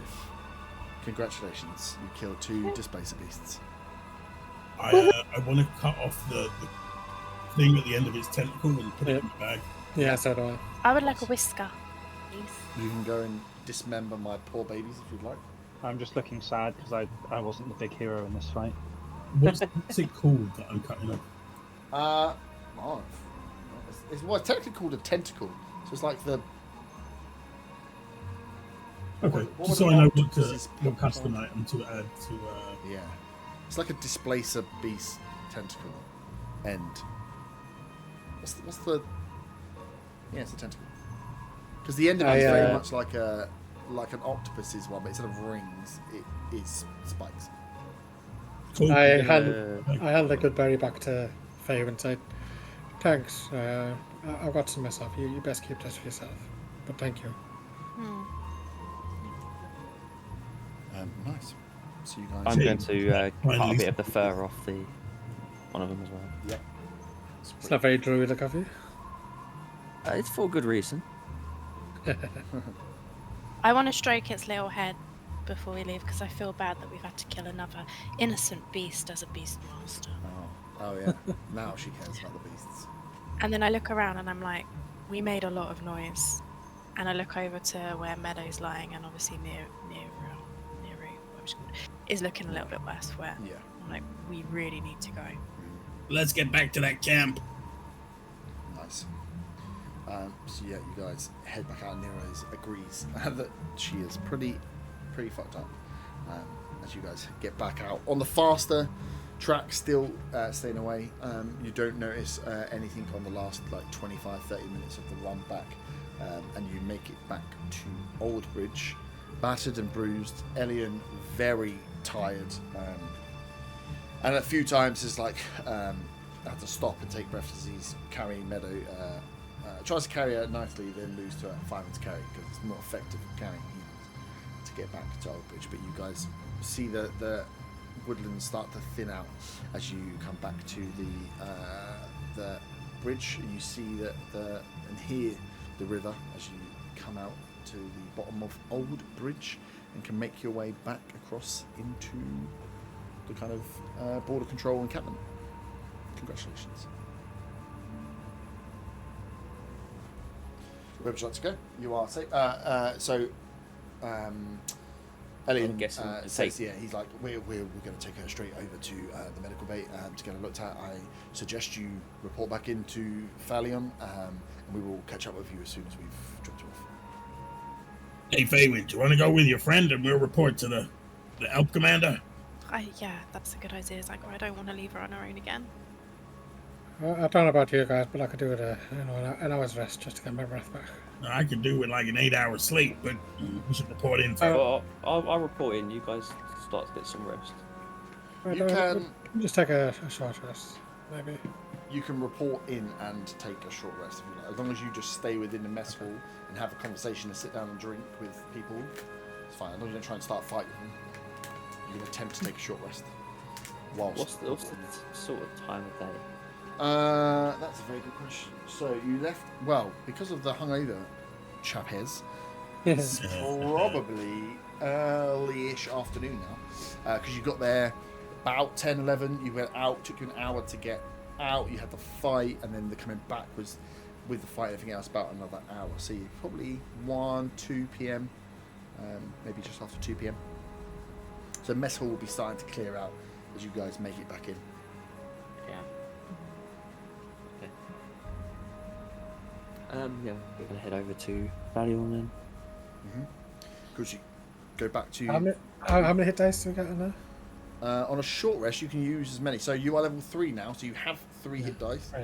Okay. but you can use up to 3 if you'd like. But then obviously you can't use them again until you've long rested. Can I have a rest sitting next to Meadow's bedside, eating a pan of chocolat? You can indeed. Yes, you can go back to. You can go with You can go with Elian as they take her through to a different offshoot, like a different building that's not too far from the mess hall. It's just like one little block over, where there's a small kind of medical tent area set up. That was rammed a few days ago when you guys fought the trial, but it's a lot clearer now as they get in with the rest of you making your way to Phalion. Zaga doesn't need a short rest. He could do with a long one, but with the time of day, it seems wrong to do it because by the time he wakes up, it'll be time to go to bed. So he's just going to search the camp for any kind of elk that looks like they might be a shield master and might be able to teach him the ways of a shield. You know the border control, and as has been explained a few times, are not really a military unit. So you can go and try, but you will not. Yeah, I'm just going to try to waste time. You can wander around. Yeah, well, that's the thing. I'm saying you can take the short rest whilst having the conversation with the two. So whether you want to be part of the conversation with Phalion and Sylvanas or not. I turn to Bonbon and I say, "Hey, if they pay us, don't forget to give me my share." And I walk off. Okay. I'm assuming Arthur's going to go look for that animal again. Arthur is going to go short rest, and he's just going to find a bench where he can see the hippogriff and just kind of sit there staring. There we go. Can I do a bit of shopping on a short rest? No. No. No, you have to like be sitting Okay, and like drinking and maybe having a light conversation with Pi, just because of taking a short rest and whoever wants to be involved, instead of being like, oh, we're going to wait an hour and then we're going to talk to someone. I'm just saying, buddy the two up, so those who want to have the conversation or be part of the conversation can have the short rest. But... Cool. Yeah, no, Zag is just wandering. So Faywin, you follow Elian and Nira back to the medical bay, and Elian lays down. Nira gets one of the kind of staff there. They're like they're not, obviously it's not like doctors and nurses right around. They're other clerics and druids that are part of it, and who you met, the guy you met the first time, Bo, is on station there, not in the cathedral but in the actual med centre today, and comes over and deals with Ellie, and he explains what's going on and explains that the healing magic that they tried, that Vonna tried, had not worked, so he's not sure what was going on here. And then as she's laid down, tends to Nira as well, so you three are left with him there. We'll come back, I'll give you time to think about what might go on there, but at the moment Meadow is unconscious and Elian leaves to come and join the rest of you. Who is going with Von to speak to Sylvanus and Captain Thalor? Anyone? No? Sweet. Von. Von's the leader. Von. I've somehow become the leader. Von. You're in charge. There's stories. So you make your way inside to the mess hall. In that same room, you can see Captain Thalor is there, and Sylvanus is sat in one of the corners, not meditating, but you can see that they're like not present in the conversation with the captain. As you come around the corner, knock on the door and walk in, and Captain Thalor waves you in, and at that point Sylvanus kind of comes back round and greets you. At the same time, Elian kind of comes trotting. You hear him come trotting through the mess hall. You hear his the jangling of his gear as he comes and knocks to the door and goes, okay, walks himself in and shuts the door and says to you, he's like, the rest of the party not coming with? No, Faywin's with Meadow, and yes, the rest are getting some rest. So the captain, well, actually no, Sylvanus, she will sit you down and just say, good to see you back. I'm assuming the rest of your party is well, and what happened? Shall we debrief? Yeah, well, I mean, Meadow was the only, surviving member of that group. They, when we found her, I think we were lucky we got there when we did, because she seemed to be in the process of some sort of transformation or amalgamation with these trees. The rest of them seem to be taken in by this, and clearly the process worked faster on them than it did on Meadow. Okay, and they so there was what was left of the rest of the party? We have not managed. We didn't manage to recover anything from the rest of the party. Okay, so there were no. Wow. Okay. And how is Meadow? She is alive, and she kind of looks to you and to Elian. I mean, as far as we can tell, she is still alive. I tried healing her on the way back, but it didn't seem to have any effect. There was a strange brown, black sort of fluid running through her veins when she got hit by the healing. Oh. She kind of awoke for a second and then drifted back off again. Yeah, and like Elian kind of collaborate. Your corroborates or your story, and someone's like, that is disturbing. This is yes, this is something akin to a curse, to death, to and then she asked you to go through and like explain what you'd seen as well in terms of the enemies you fought, and Elian kind of pitches in, just for speaking, I suppose. It says that you'd seen that there was the casks that the guys were in, but then also like the vine creature had come out, and that he had heard it talk, but these just appeared to be plants that were coming to life, and that was all very odd. Was there anything else you wanted to add as information to Sylvanus? I it's mentioned about the bigger main tree where the vines seem to be coming from. Whether this is what's causing all the aggro of the animals of the forest. I feel like we may need to destroy that tree, I guess, to hopefully stop what is going on in the forest. Yes, I would say you are part correct. There is, and we will have to get the information and hopefully some samples from Meadow herself. But this could be the workings of a death bloom, a kind of what is a virus is the wrong way to describe it, but they're sometimes in areas or where nature receives a great attack or a large disturbance to its forces and what happens within itself, sometimes the plants will kind of fight back, but in a way that can turn to be a little bit more malevolent than we have used to seeing. We know the border forest itself has much magic running through it, and its whole creation itself was due to the druids' magics themselves. This could have created something worse, but this is not an area that we have much experience with. Normally, if there are blooms, they are small, and they're areas of intense growth, but they cause rot. The forest essentially defends itself by eating itself and regrowing over itself. If you have found a tree, this is good, but this could be the outskirts. If you have survived,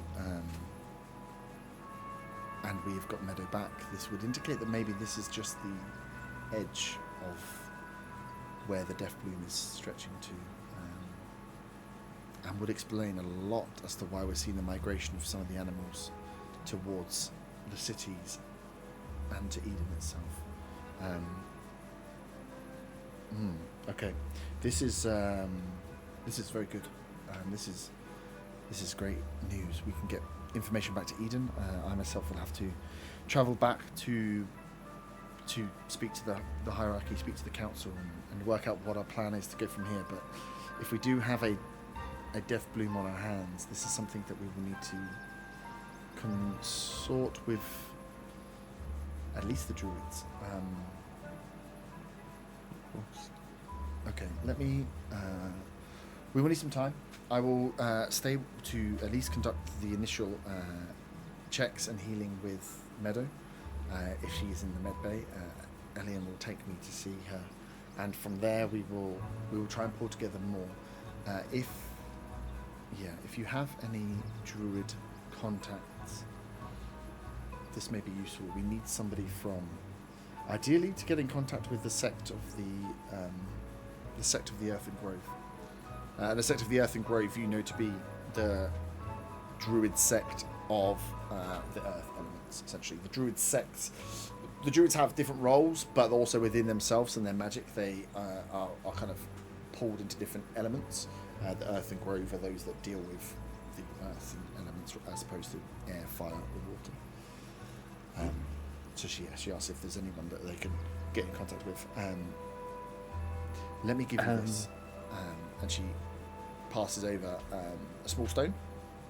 As you pick up its neighbour, you can see there's runic marks in there. She's like, this is a sending stone. This will come directly to me. If we find out anything from Meadow and need to get hold of you, I shall contact you through this. If you find any information that you need to pass back, please do not hesitate to call, because I may not be here. I may be back in Eden by the time you find anything.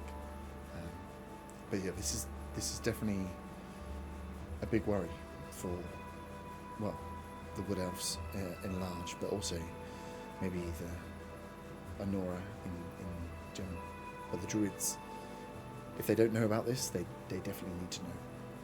Yeah, of course. I don't have any immediate contact with with that sect, but I can certainly speak to my mentor, Blaze. Elian, he should know someone to speak to. yeah, Elian kind of just like pops his head in for a bit and says, Sylvanus, we may have a member of the Druid sect here on site. One of the men from the cathedral, a gentleman named Bo. He does the work for us here, and I believe is from the Earth and Growth sect, but we could check with him.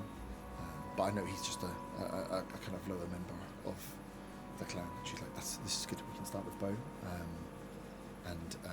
and see if he has some options for us. This is great news. I will make my way to Meadow now to see what indeed has happened with her, and if we have any idea of what is holding her and why healing magic is having no effect. Von, thank you for your help with this. I've spoke to Sigfa, and she is aware, and thanks you personally for assisting in matters of the Sylvan Dark, and also has offered you guys a small reward for your work, and to hope that you will continue to work with us in this endeavour. And she hands over a small pouch that has 100 gold in it. Okay. That only you know you have.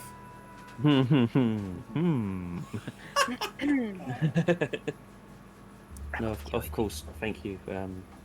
Say anything we can do to help.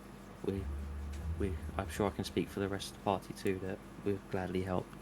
Anything you find, please let us know. You have that sending stone that will come directly to me. And anything I find, or if we need to call you back, we will do so. That stone, we will let you know. Definitely, I remember. A member of your party is good friends with Meadow, so if we have any breakthroughs there, we will use the stone to let you guys know, so you can come down and check. But depending on what curse or undeath is holding her, we will see. There's no promises. Okay. Captain Thalio at this time goes, okay. Thank you very much. If you need anything from us, you know where we are. Please let us know, and we will. You will be in touch with Sylvanus from here on out. It looks like. Kind of leads you to the door. Sylvanus kind of gives you a head bow. And goes back to her. I bow back and leave the room. At this time, Faywin, you are in the medbay with Nira and Meadow, who is unconscious, and Bo, who is the guy you saw in the cathedral the first day. He was putting together the components and trying to pull as many healing things as he could to help people after the troll attack. Is there anything you would like to do whilst in here with these members of? I would like to hold Meadow's hand. Mm-hmm. You can And just talk to her of all our fond memories as children. And just be like telling her to pull through, like it's going to be okay. Yeah. And then ask Bo if he's ever seen anything like it before. Mm-hmm. Yeah. Bo explains about it as he's going through, because he's kind of still in kind of investigating what is actually happening and doing the medical checks to see and checking in. You can see on the entry points, as he kind of points them out to you, the entry points for where, if you remember, she was like wrapped up, but below that she was kind of almost held in place by like lots of needles at different pressure points on her body that they pulled her out from. On those pressure points, you can see like purpling that initially looked like bruising, but more looks like the veins are like running with this deep purple, and there's so many. There's a few around the neck, there's many down the arms, and as he kind of goes and cuts it out of her clothing, you can see the legs have got some in there, different points as well, and all these pressure points you can see where it's kind of purplish, the veins are turning this purple colour, and he expresses like, I've never, not in my time have I seen anything this bad. This is not poison. This is something darker, but not necessarily magical. It's strange. It's like a poison we've never seen before. It's like a akin to eating a poisonous mushroom, but a poisonous mushroom times 100. These we have remedies for everything in the forest. We're used to dealing with these things, but never have I seen this. And it looks, it's like these puncture marks and the way that her body has been infected. It's no, I've not seen this before. And as he says that, can I explain to him, similar to what Von had just said about the fact that she was held up by the vines and there was this one big tree, and just kind of relay what we saw on site that was holding her there with those thorns that made those piercing. Yes. Just so he then has that information. Cool. But otherwise, I just want to be sitting in the meadow, just be in there. That's good. And as you go through that, he's like, this is good. And he goes back, and you see him like putting together some things, and then flicking through pages of books to like try and just find anything that you can find in there. As Nira is up and moving about now. I mean, hers were much easier, like a few bandages and a few good berries, and she's pretty much on her feet and is trying to help where she can. As you are held in Meadow's hand, you know that she still has the necklace on that you'd given her. A tear drops down my face. And you feel her momentarily squeeze your hand. Oh, don't, I'm going to cry her. As she dies. No. And as she's sitting there, so yeah, the other two are away, and she momentarily holds your hand, and you just hear very softly that there's like air leaving her mouth, or she's trying to say something, but from where you are, it's like the lightest whisper, so light that my microphone wouldn't pick up me trying to whisper that way. Meadow, did you say anything? Did you say something? And I kind of put my ear closer to her face. You hear? Yeah, you will hear. She says, "Yeah." Gotcha. It was all a joke, bitch. It's me. It's Jenny from the block. Jenny from the block. I'm a hag, motherfucker. No, I'm ruining my own speech. No, you hear that she is just repeating, we must protect the forest. We must protect the forest. We must protect the forest. It's okay, Meadow. You're safe. We've got you. You're safe. Protect the forest from what? And then as quickly as she starts saying it, she stops. I let out a big sigh and just continue to sit with her. Assuming it was just what the border forest elves would say or do.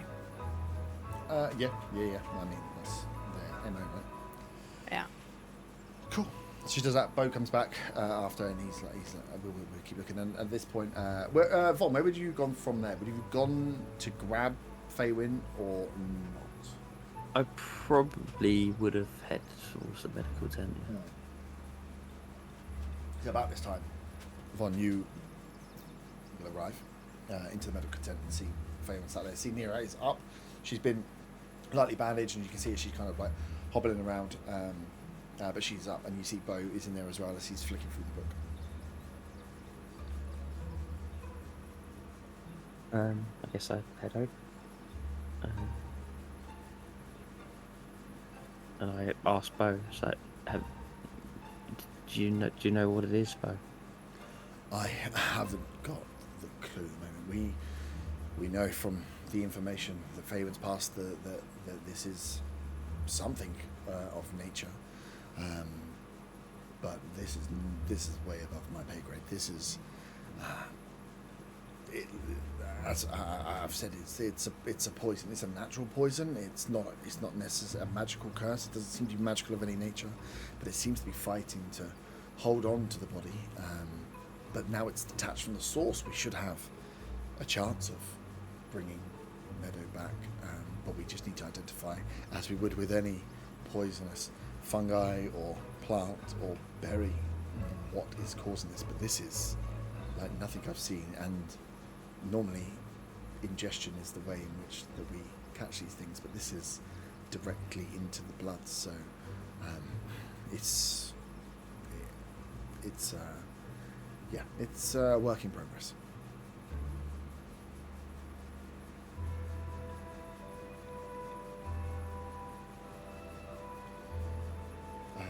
Cool. Look over to Faywin. Are you okay, Faywin? I'm just glad that she's alive. She's not out of the woods yet, but she's gonna be better. I can feel it. She will. She just came to, but I couldn't really make out what she was saying other than she had to protect the forest, and then she went back to sleep. Forest.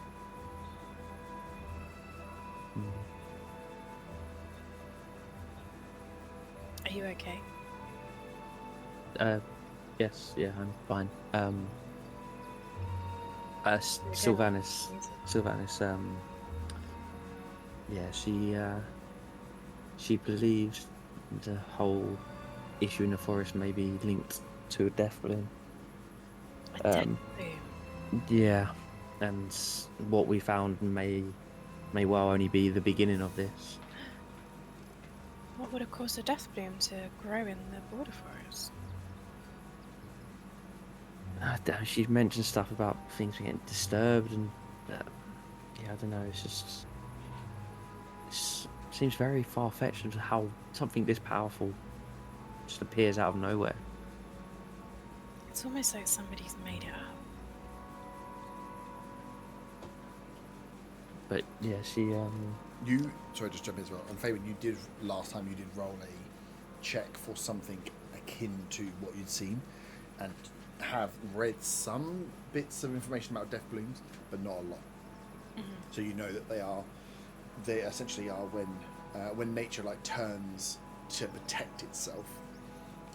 But they're always described in not necessarily in like such large scale that it's an area like a habitat is removed and the fungi take over, and all of a sudden like what were harmless mushrooms all of a sudden become poisonous mushrooms, or plants like gain thorn, like things happen where in smaller areas when something happens these plants kind of use their natural force to defend themselves, but that they are like a virus in that they defend themselves, but they don't necessarily have a way of turning themselves off.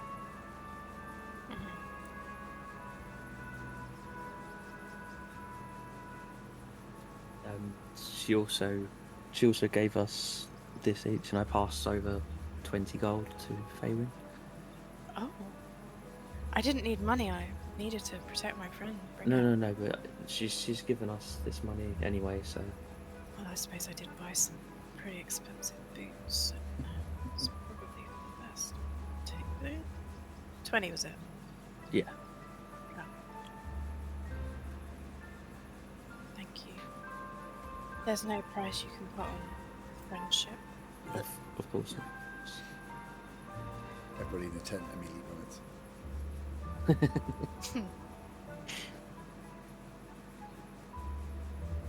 Nice.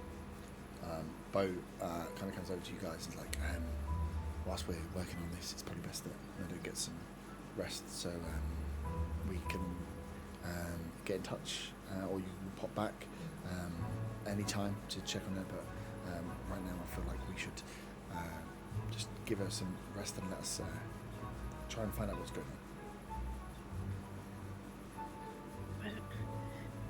I've already lost her once by one. I feel like I should stay. There's, I understand, but there's, if it's any consolation, there's very little that I can do right now. So you would just be maybe tormenting yourself further. If anything at all comes up, we can send somebody out to find you, to bring you back straight away. But you'll Maybe on a mount. That's a strange question to ask me. Like a horse? You want me to take a horse into town? Yeah, to collect me, so I can come back quickly to be with my meadow. We can try and arrange a horse to come and collect you as Thank quick as possible. Where are you guys staying? Well, this is the thing, and I look at Ron. What happened at that place? Yeah. We was staying at the Laughing Halfling. I think we have to find somewhere else for tonight. So, Okay. well, Sylvanas is gonna head on over here soon, and she's given me a way to get in contact with her So if there's a way of being able to Yes. contact the same way as well. So Yes, well, if Sylvanus has a direct line to you, that's going to be easier than sending a horse around Redvant just looking for you. So yes, I will be in liaison with Sylvanus, I'm sure, to give you guys a message. Bo, when she wakes up, please tell her that I was here. I'm sure she already knows, but we'll definitely do so. She might be delirious, Bo. Just let her know. I will. Tell her to hold on. Well, hopefully she'll be back fighting fit before you know it. Cool, peace out. Ta-da, everyone. Nice. Which you're going to find as you exit the medical facility. Nira's not far behind her as she leaves as well. She's got all she can from the medical tent. Heads back to the mess hall for some food. As you come out, you see Arta kind of on the bench, just contemplative, and then realise that he is staring out at the hippogriff that is still stabled and is currently being fed and groomed slightly by some of the elves that are there looking after the stables, the small horses as well. Corin. I tried to get Arthur's attention. So Arthur. I get up and walk over. Oh, okay. I was expecting you to carry on looking at the. Is that in character?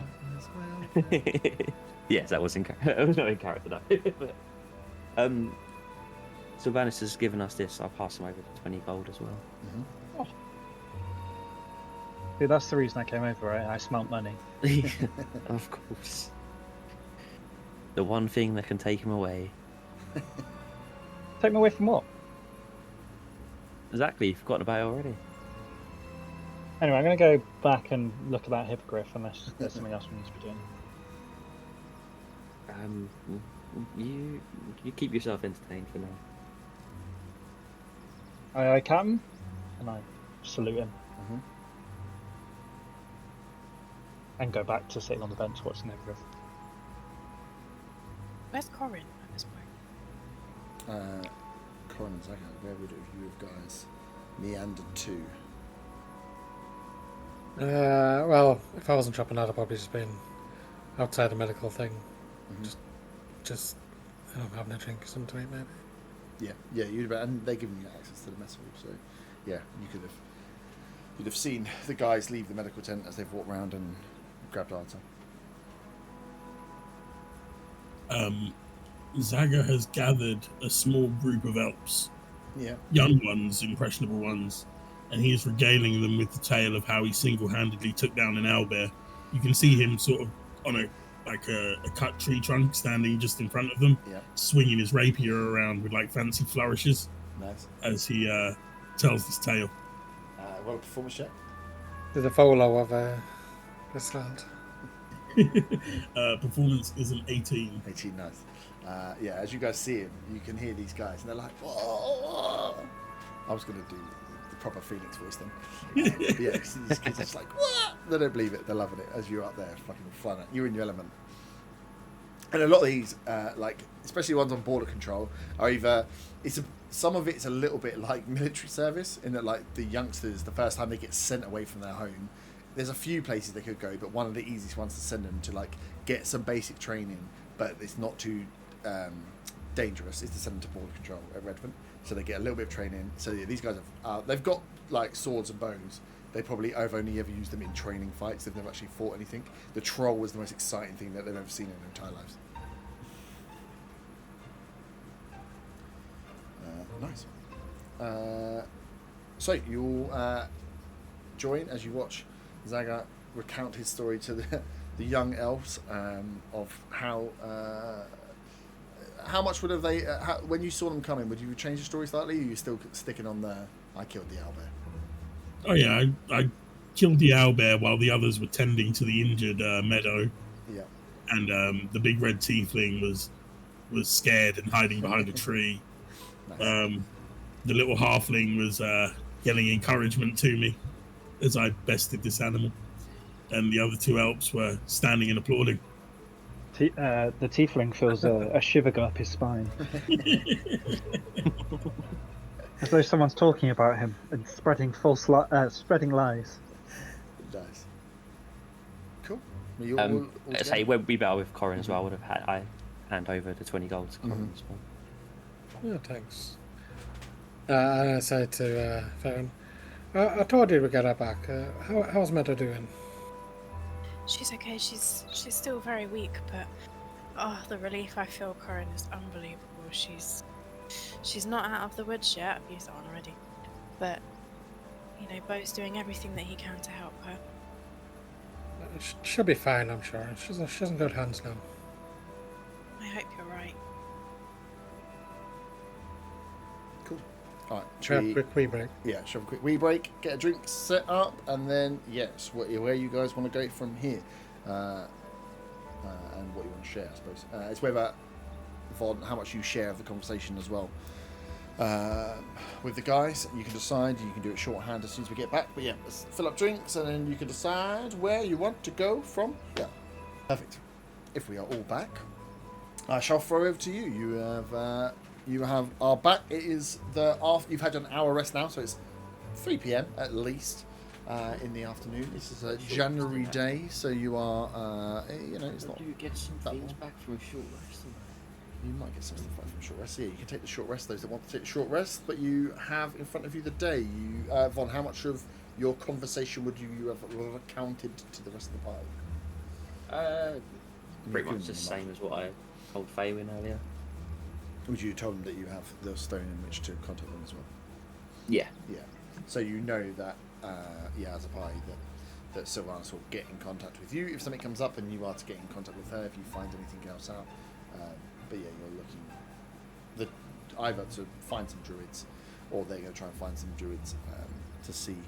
But Meadow is the key at the moment. She's the closest thing they have to some sort of answer on what's going on. But they will let you know when she's ready. Or dead. So yeah, back to you guys. Where would you like to go from here? So that was a bit scary. A couple of tough fights. Anybody want to get a drink? I look at Zaga, and I imagine Faywin's probably looking at Zaga in a very similar way as well. My eyebrows raised, just one. I pretend I didn't hear him. Yeah, that sounds like a great idea, Zaga. I'm in. Me and Karin found this cool bar. They had like colorful fireworks and shit while they were serving us drinks. How expensive are the drinks? Pretty expensive. I'll pass. Well, I'm not gonna drink alone.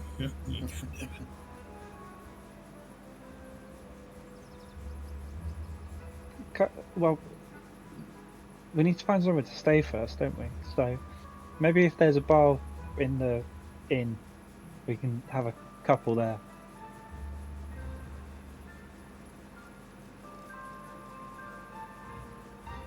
Does anyone know any other places? Well, I guess we could go back to the original place. I mean, we did say we'd, I don't know, deliver a warehouse? Something a warehouse. I think they said warehouse. I hope they didn't say something else ending in house. It's definitely warehouse. Mm-hmm. Yes, daytime. You could definitely go and scout the warehouse to get some information if you want to use some of your time to do that. Did when they gave us the job, did they say they had like uniforms for delivery stuff so we could sneak in? I said we could get in a box. There was uniforms as well. Yes. There was there was the paperwork to get you in, and then there's like not necessarily a uniform, but there's a standard like garb that the workers and deliverymen kind of wear. So you would disguise yourself as like a docks worker essentially.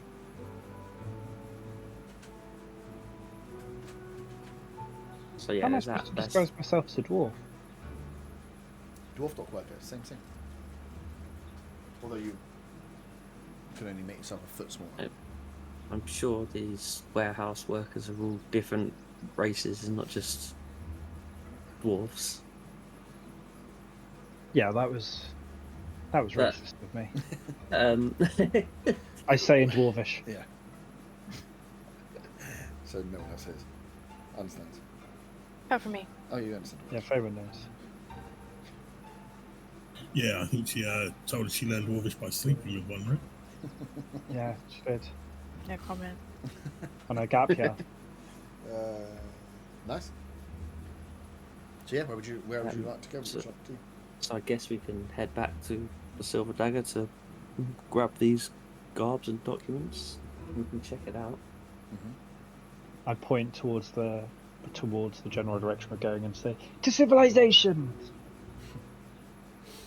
Nice. I turn to Bonbon and say, so was there any discussion of a reward for all that work we did? Oh yeah. Here's $20. Oh, awesome. Thanks. You only gave me 10. Oh, sir. You only did 10 gold's worth of work. But I killed the owlbear. That's not what these elves believe. Yeah, that was quite a performance, Saga. What did You do? know, you gotta put on a show. We were the dynamic duo. The music magicians. And you betrayed me like this. You betrayed my trust. I'm sure you'll get over it once I buy you an expensive drink. Yeah. Yeah, I will. So, what drink we getting again? So you're going to the silent. Where are you going? Going to the Silent Dagger, or are you going to the warehouse? Silent or are you going to, Dagger. okay, you're going to Silent Dagger. Nice. We need to, yeah, because we need to grab the Yeah, we need to do our prep. documents and stuff, don't we? Yeah. Yeah.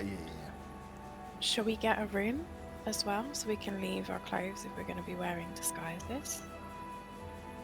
I wonder Yeah. if they have a dormitory like the halfling one did. With a hostel. Yeah. Do I? Let's find out and ask. Yeah, we can ask them. Sweet. So you make your walk up to. It takes you about half an hour. Walk up to the Silent Dagger. Maybe a little bit less actually. As you,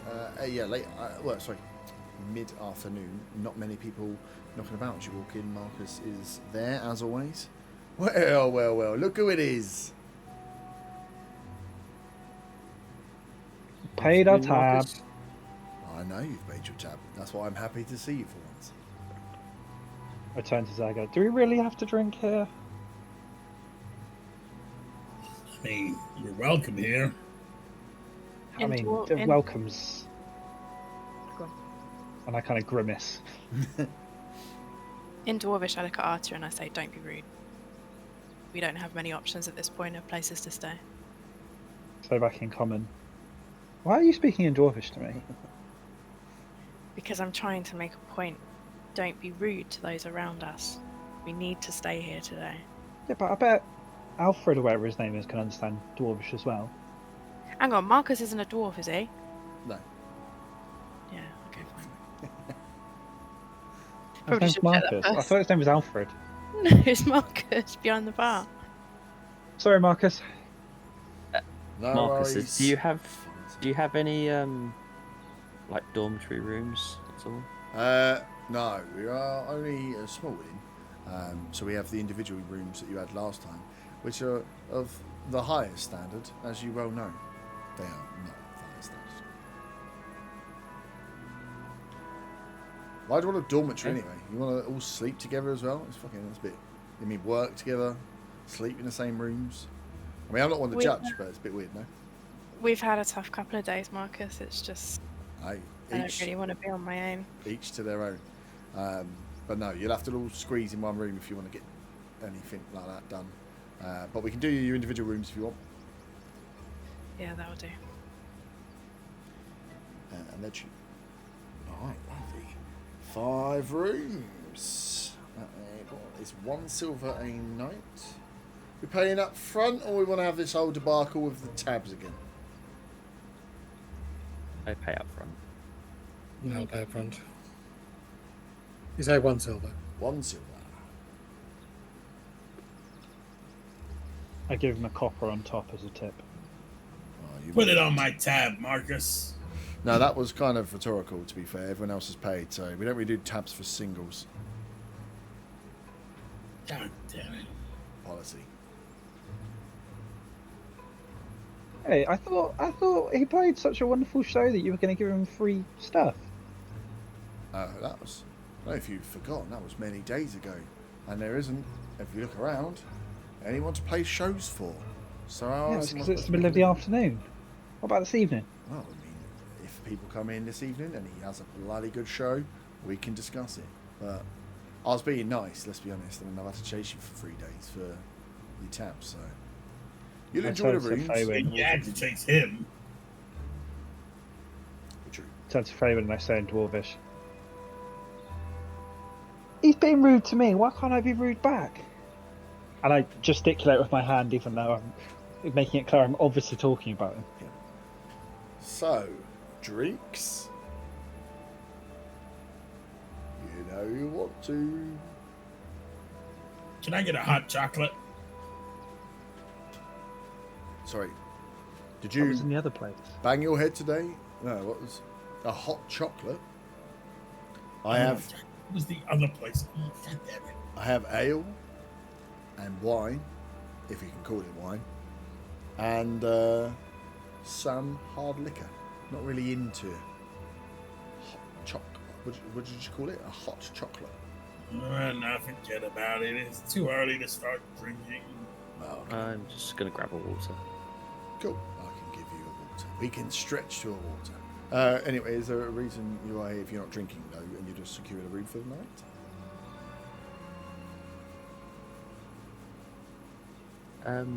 Yeah, we'd also like to, I guess, talk to vets to get the additional paperwork and stuff. Or would it be Vex or Val we need to speak to?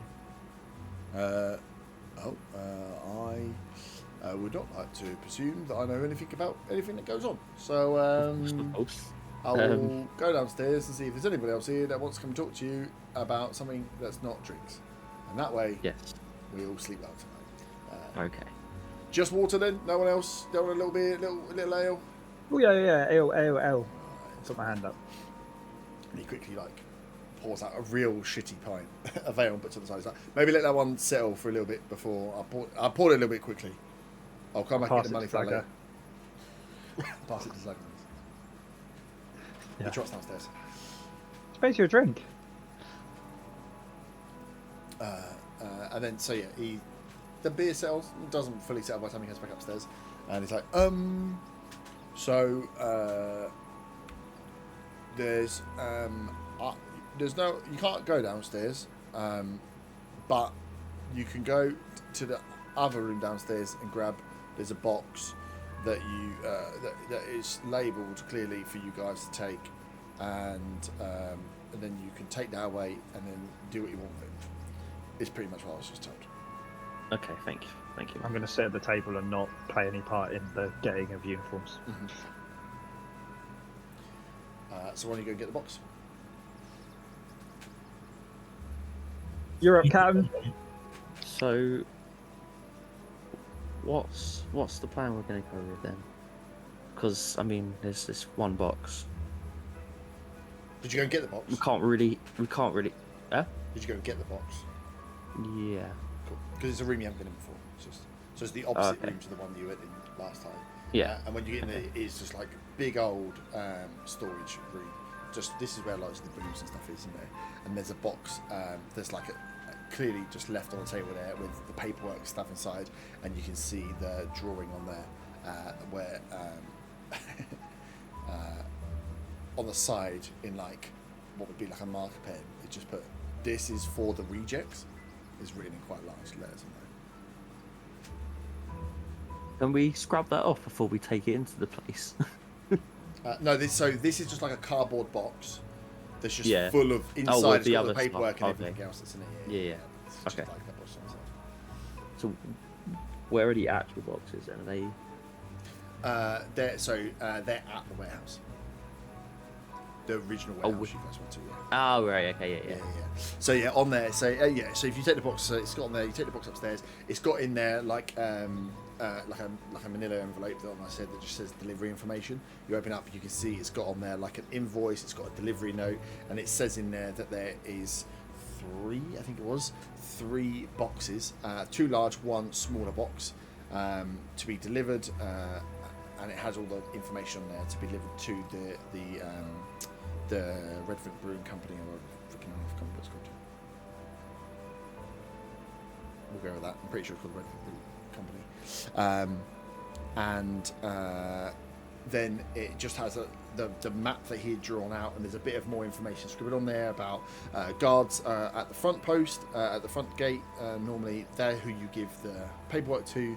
On signing the paperwork, you should be able to take the boxes and deliver them into the warehouse. The warehouse that's marked up, and then find as much information as you can.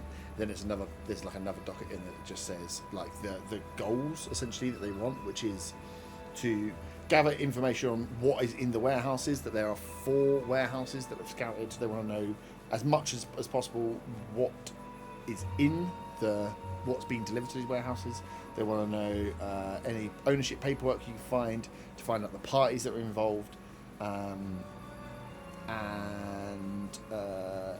any other pertinent information you can find.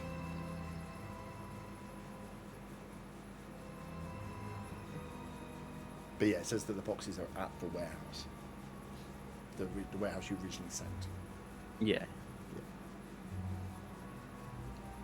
Okay, I think before leaving pub, we should probably discuss exactly how we're going to do it. Mm-hmm. So, 3 boxes, 5 of us. I've got an idea of a separate way for me to get in there. I was gonna say, how do we deliver 3 boxes to 4 warehouses? Maybe we cut one in half. Yeah, maybe we keep the boxes as they are. How do we deliver it to 4 warehouses then? Tiger's got a point.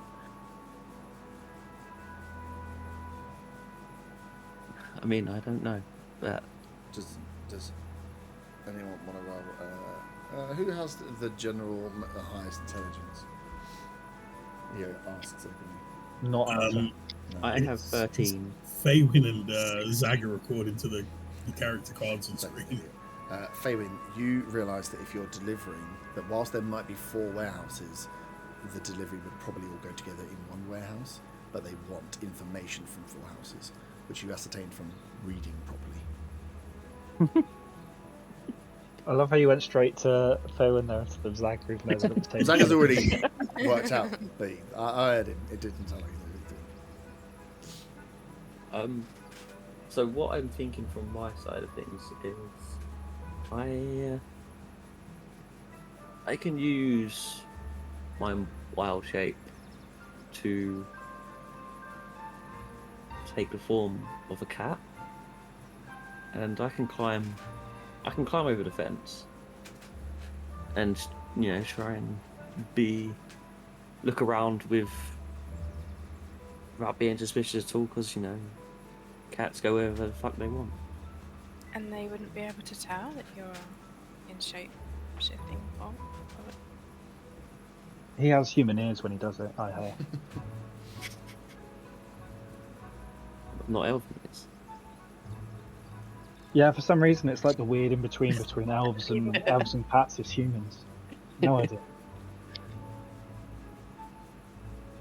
I have a disguise kit. I can disguise myself as a dwarf.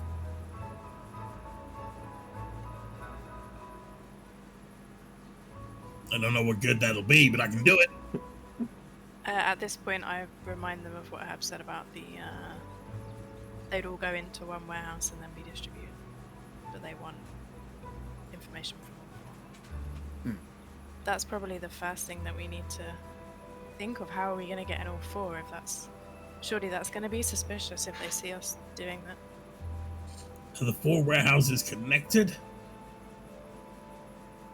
No, so from the map you can see there were 4. So like there's a yard on the. Does the map indicate where the doors are for each one? Yeah. So they're on the same plot of land. Yeah, Yeah, the same plot of land. So that's the map drawn out funny enough, Okay. as well as it's drawn. So there's the actual brewing company itself is down this right hand side. That's the main warehouse. This is the yard of the warehouse, and each of those 4 blocks are 4 individual warehouses that are used for storage. They're not really whilst they're on the land of the brewing company, the information they're telling you is they're being used for storage. There's deliveries and everything. You're going to get there. They're going to ask you to deliver these boxes into a warehouse. But what the boss wants to know is what's in the warehouses. So the more warehouses you go to, the more information you find, the more useful you are. But it's an information gathering. If you can get in and get out of one, you get some stuff. You go. It's all essentially a risk and reward, right? Mm-hmm. Have you 3D printed exclamation marks to go over any possible workers / guards? What was that? I heard something.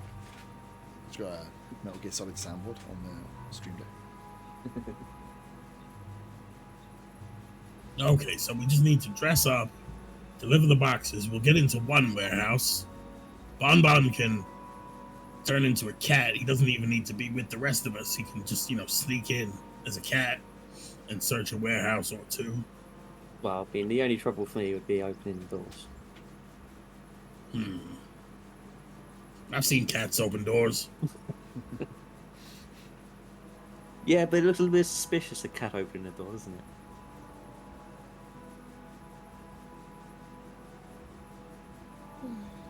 Not if the cat's got an elven arm. Oh, I've got an elven arm as well now, have I? Wait, do you have to change the whole body?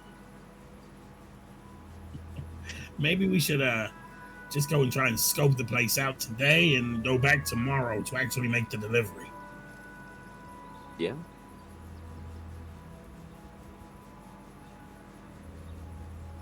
Sounds fine to me. Yeah.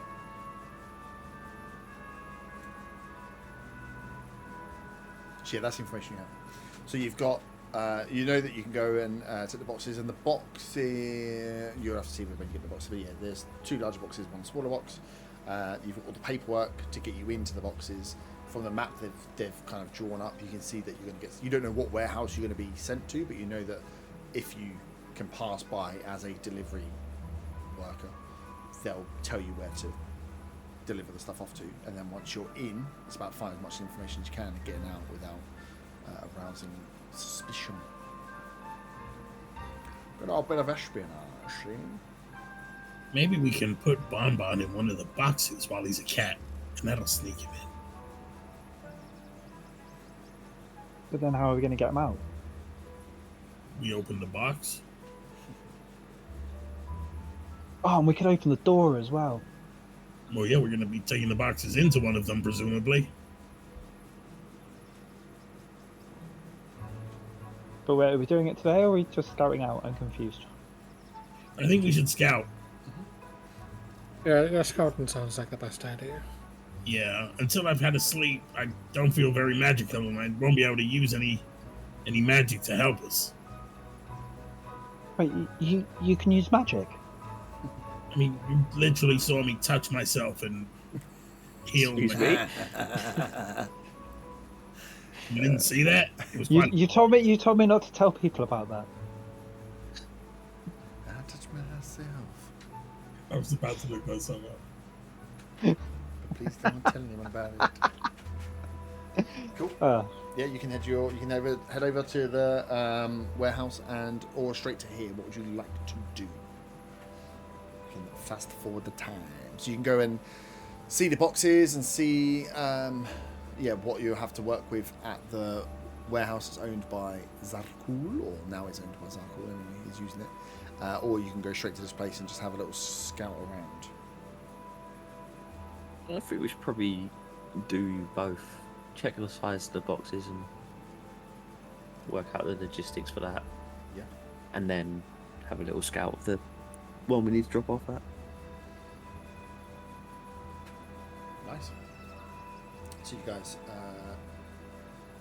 finish your waters.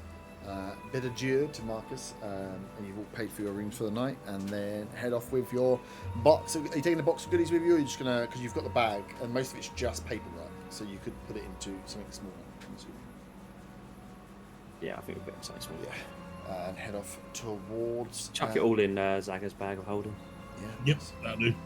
Cool. So you head off over to the beer port. Make your way over to the beer port. It is the coming towards the later part of the afternoon. Shift changes will be getting close as they switch over around the 6 o'clockish time. It's getting dark, slightly getting a little bit dark already because it's January. But yeah, you make your way around the familiar streets to the warehouse units that you were at a few days earlier. How are you? Are you just walking straight up to the warehouses? Before I put you in a situation, how are you doing?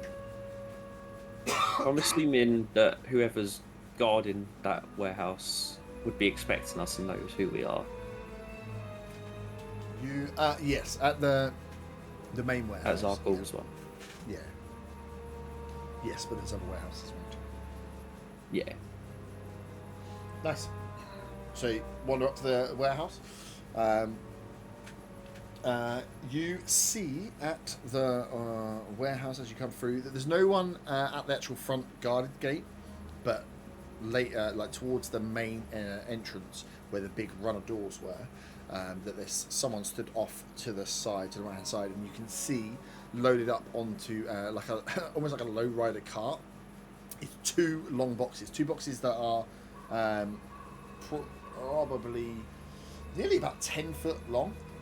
And only up high, and they can be oriented because they're empty at the moment. They can be orientated landscape or portrait, however you want them, standing up or standing down. And then a smaller box, which is like half the size of that one. They're still only about 5 foot high, but two of them are 10 foot long, and one of them's only 5 foot by 5 foot. Jesus Christ! I've got to check it out my phone. I'm dying. And you can see them. They're on a carriage already set up. There's nothing there to pull the carriage down at the moment. And then you see off to the side, someone there, not a guard. It is one of the guys, but hang on, I have lost him. Don't be the fucking bugbear. Would I do that to you? Yeah, of course not. No, it is not. You see a very small figure. This is a figure that you haven't actually really spoke to. There's a bit you saw a glimpse of them before. As you get closer, it looks like it's someone crouched down or sat down, but when you get closer, you realise that it's actually just quite a smaller figure. Someone that looks like around the size of a halfling. It's just propped up against the corner as you make your way towards it. Oh god. And that's all you see around. The rest of the warehouse is all locked up. You can't see any other movement.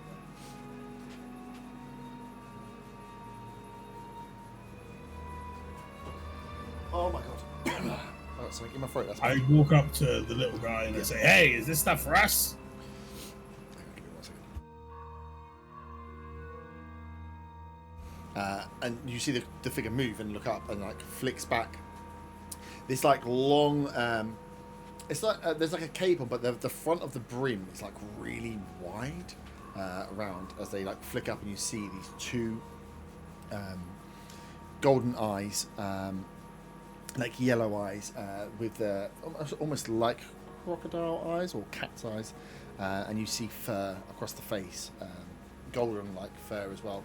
That's a deep orange and gold flecked spots as they look up towards you, and you see a small tabaxi.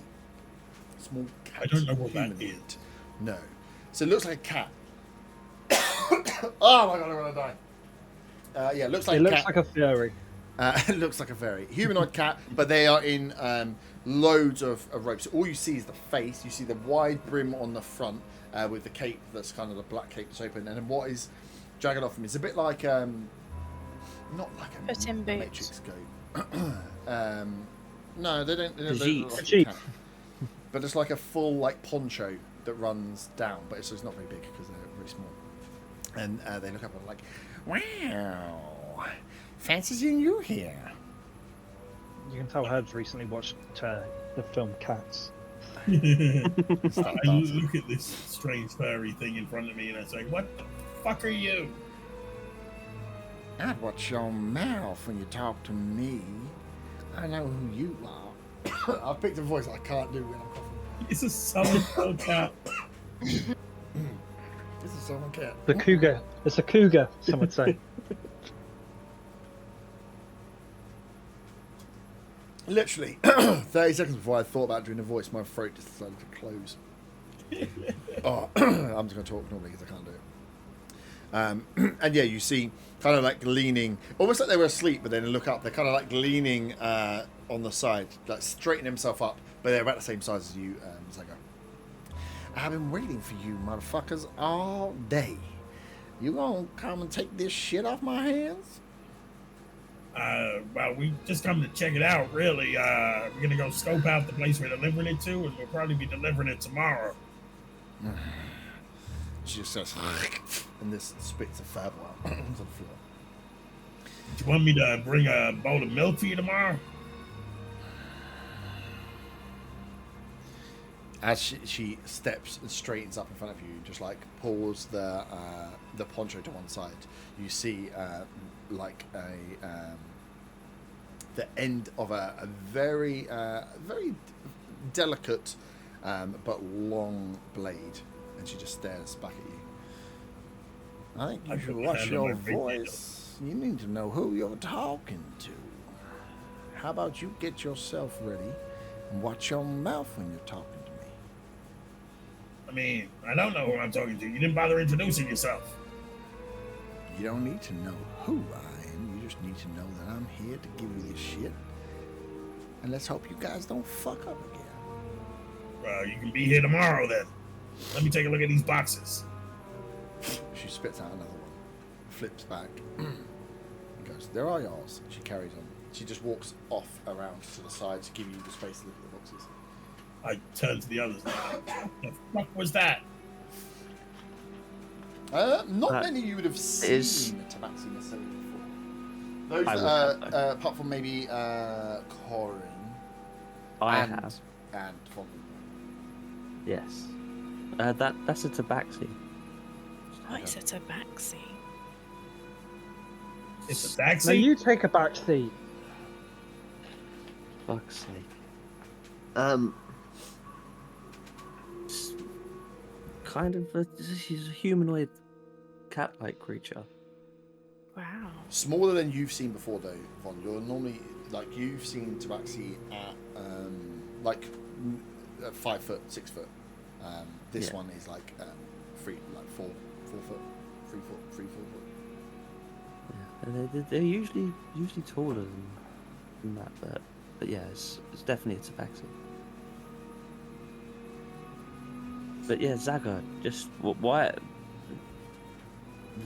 do you always almost get us into fights you don't need to get into?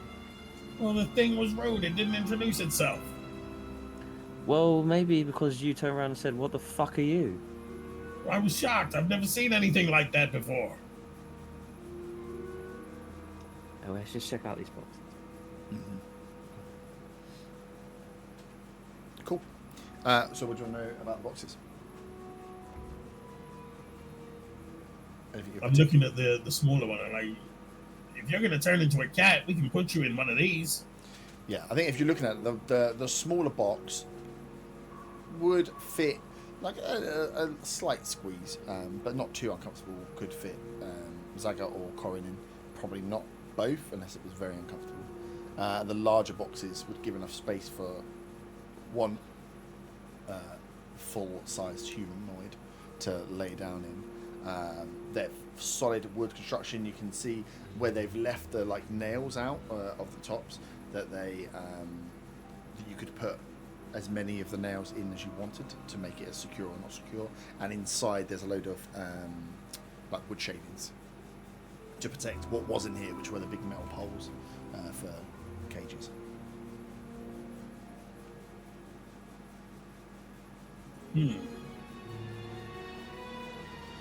I mean, if I was to, I wouldn't need to. I probably wouldn't even need to go into one of the boxes.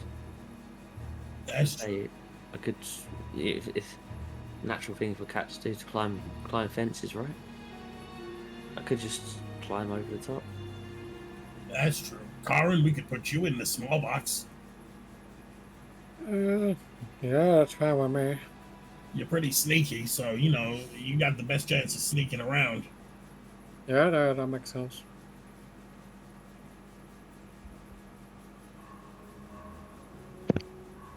What shall I do? I'll stand guard. You can carry one of the boxes. Well, they're I on could do this that. trailer thing. We can just drag it. I mean, Arda can just drag it. You'll be the delivery boy there, Arthur. I feel like I can do that. I feel like the chance for my skills to be seen by the world. Being a postman is one of my specialist skills. Window shopping and postman. Good combination. It's a varied skill set. I can tell you're jealous. Oh yeah, massively. See, Awen, do you want to get in this other large box? Is it going to be big enough, do you think? Are you sneaky enough to sneak around? Like a sneaky snake? I don't like being called a sneaky snake, but I am quite sneaky, I suppose. Really? Yeah, I can be stealthy if I need to. Okay, and then I can get in this other large box. And then Arda can deliver us. I think if I could try and sneak around, and if I do end up getting caught, I could just play silver-haired and pretend I just got lost. you got lost inside a box. No, I'm not getting in the box. Silver-haired, is that a thing? Yes, I thought you had white hair. silver. I thought all you elves had the same color hair. No, I didn't want to say blonde because I didn't want to offend Ron. But I could just say that I was looking like I just got lost, or I don't know. I'm a bit worried about this, if I'm honest, but it just feels like everything we do recently seems to go wrong, so we really need to think this plan out. Yeah, so what is the plan? Let's decide.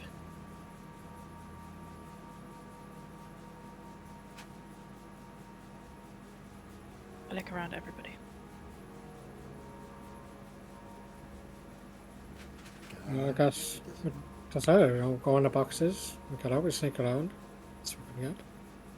Blonde Bond's gonna turn into a cat. Yeah. I'm going to carry boxes or Arthur drag can be a boxes. postboy. Postman. Postman, sorry. And I guess Faerun could pretend to be the same. Postman or a postwoman. Or perhaps Arta could be training me. I'm new to the job, I'm new to the area. Yeah, that's a good idea.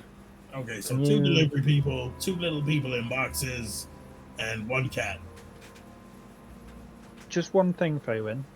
Can you put on like a different voice maybe? Because I don't know, your voice sounds a bit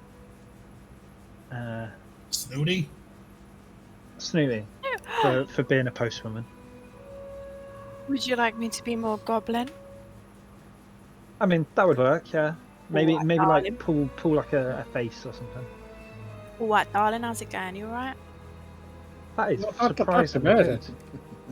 We used to have so many goblins come and see us. Did we? I can't remember. That sounds In proper all peg. Earth, yeah, you would have had goblins. Yeah. Did you date any of them, like the dwarves? Zaga!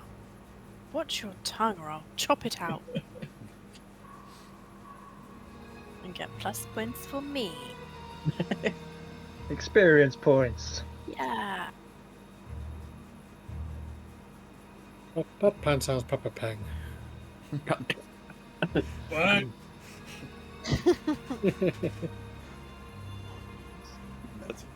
Shall we scope out this? I was gonna say, do you want Yeah, let's go. I was Let's like, go. what I if you're just can't gonna go for be it, or you continue gonna- with this conversation. I just lead the way.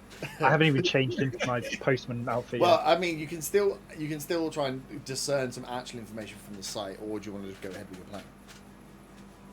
Oh no! Wait, are we doing? This is just the initial scout. We're not actually trying to deliver the boxes. No, yet, no, no, so- no. So No. you can go in. You've seen the boxes, so you can see what you can get away with. But yeah, there's still the actual Yeah. site itself to go and scout. Should we like basically just scope it out quickly and fast forward through to tomorrow? Yeah, that could work. Sure, sure. Time warp.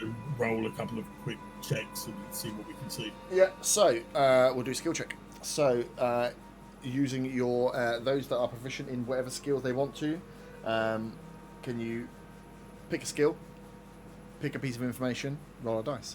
So what would you be trying to discern, and what would you be using your skill, and how would you be using your skill, sorry, to discern that information from whatever point it would be? Would it be watching for a period of time to see what blah blah blah? Would it be trying to peek over a fence? Would it be whatever it is? Pick a skill that you're proficient at. Explain to me what you're trying to find and how that skill would be able to use it, and then we'll roll to see what information you find out.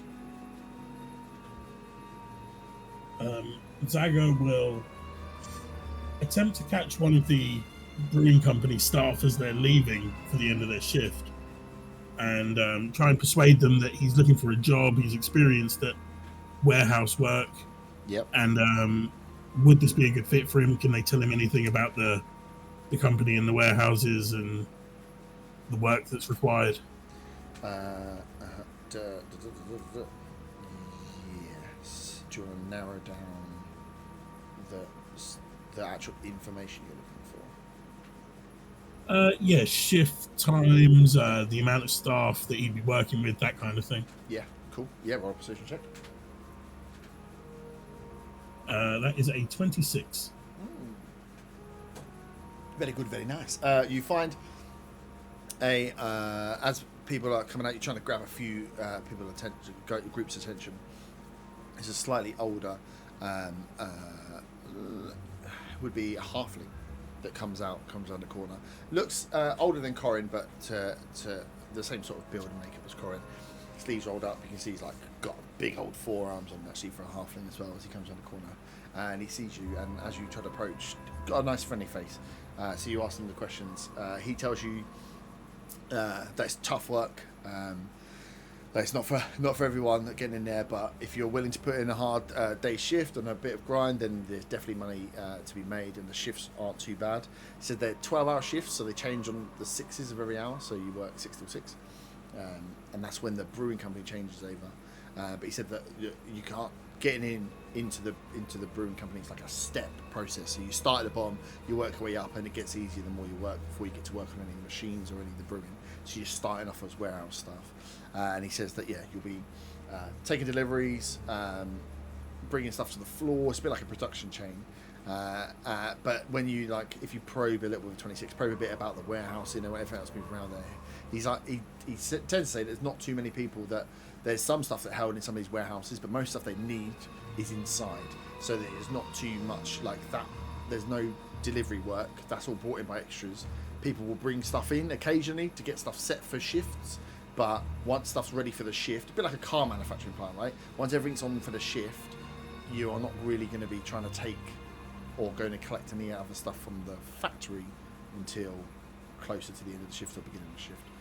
Okay, so you want to leave it a couple of hours after the start of the shift, basically. If you don't want to, he says when they're on there, and he's going through this is what your 12 hours would be like, and you pick it up where he's talking about the setup of the materials, the team leaders get everything ready. When you come in, depending on what you're doing, you're either filling the guys up on the machines or you're working. But when you're in there, they get it ready, so you work the 12 hours. Gotcha. I thank the halfling, and I wander off towards where the rest of the group are convened, wherever that may be. Nice. Anybody else? I'm still thinking, so I just want us.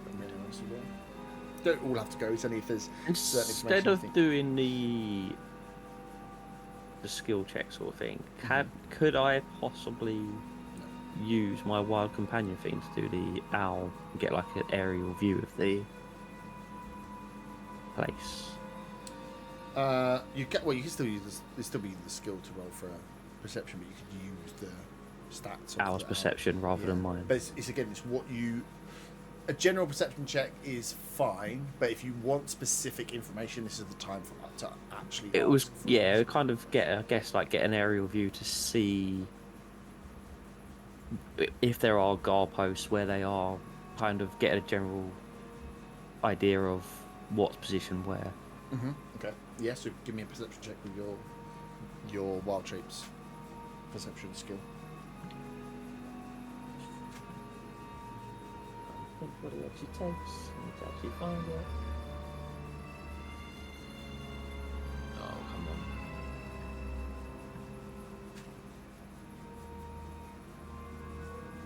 Come back to me with someone else do this first. I'd want to look for sort of areas around the outside that could be more stealthy than others, better places to walk. Mm-hmm. If there's any possible escape routes, or whether it's a gate that's the only option. Yeah. Cool. Give me your investigation or stealth. Is that, I'm assuming you're trying to use your stealth, right? To ascertain. Yeah, stealth. Yeah. That'll be 25. 25. Nice. The gate is the only way you can see in and out. The rest of this fence runs the whole way around. There is some damage to the fence down in this corner behind this factory side here, and you do note that this side is less well lit than the front. You get the opinion that this isn't like it's a high security warehouse and there's like guard posts and sign and like flashlights up. You see that the street lighting down this alley side is less than the main top, which is the main street. And there's potentially a weakening of the fence this side that you could see that maybe with a bit of force could maybe be knocked away or pulled away to create a gap to go if shit hit the fan. But yeah, you get this side bit better for cover, less light. This side, the main street lights and the building lights from the actual factory. This is the only gate you can see to this warehouse area.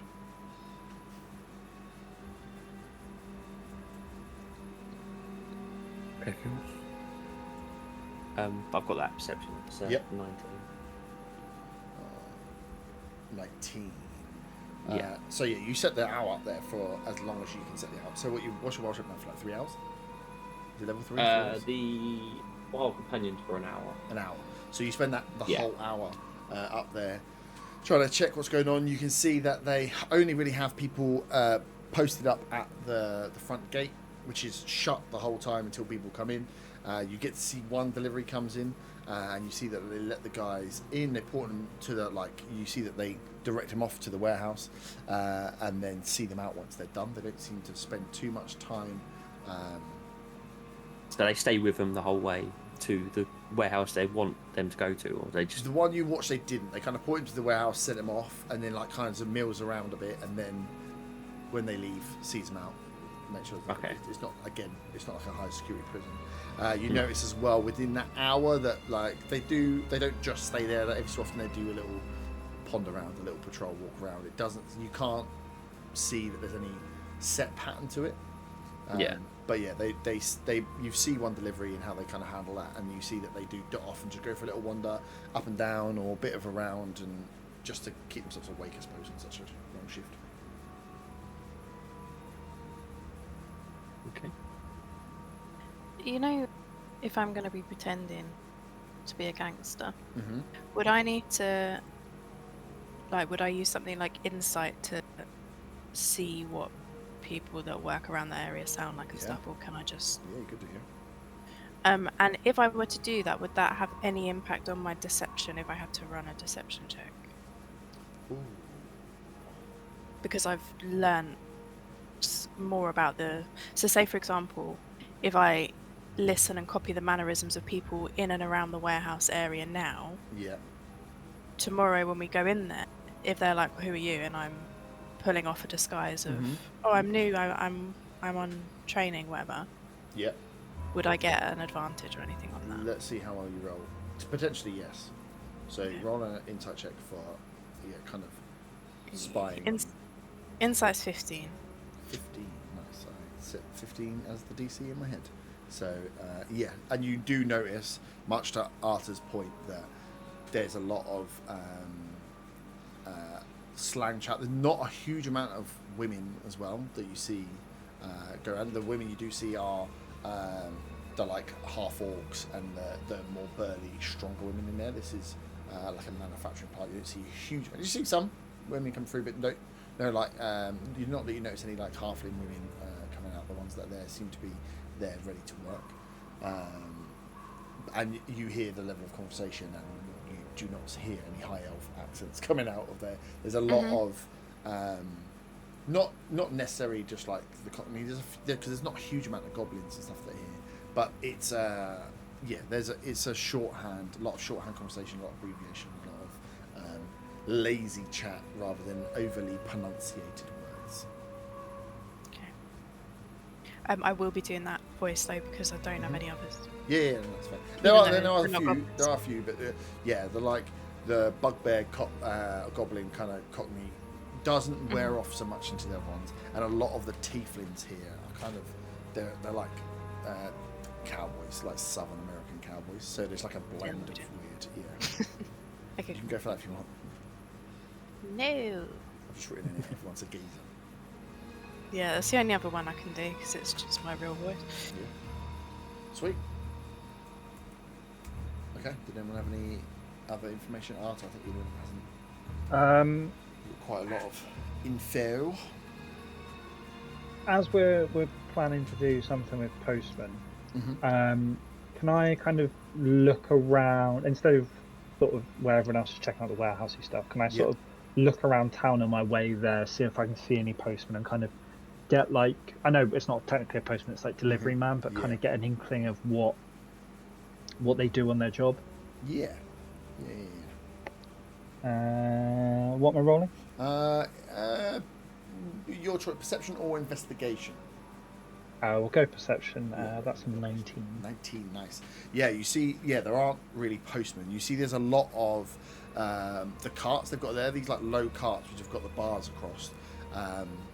And while some are dragged by like mules and horses, a lot of them you see, the best way to describe it is like, you'd see like the guys in tuk-tuks kind of like parked up, chatting around, and then they'll jump on the job, shoot off, and then shoot back. You see a lot of these around. These like usually two, maybe 3-man crews that have these one-off carts with like push bits on there. They'll pop into warehouses, they'll grab some stuff, they shoot them around the corner, they come back, and it just seems to be quite a natural thing. So the cart that they've set these boxes on, you recognise as one of these carts, and they seem to be groups that are pitched up. They get called in for certain movements in and out, or they make a delivery and they drop off, almost again a bit like a taxi rank. They're just sat there waiting for someone to give them a call around the warehouse district, around the thing. Mainly in the beer port, you don't really see it in the main town so much. The odd one here and there, but they're more larger deliveries that may be pulled by a mule, rather than this kind of like beer port internal delivery system they have for boxes and crates and deliveries. They take them out to the port, drop them on the boats, coming back in, and you see these like little clusters of guys, or you might see 2 or 3 parked up, waiting for the next job, just having a smoke and chat.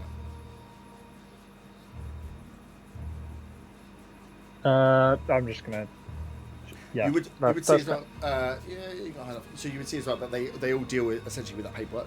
So they'll, when you've seen them running, they all have like the little like messenger bags. Grab a box, pick it up, and you see one of them deliver off, and they just rock up, hand the paperwork over. They've got no idea what they're delivering.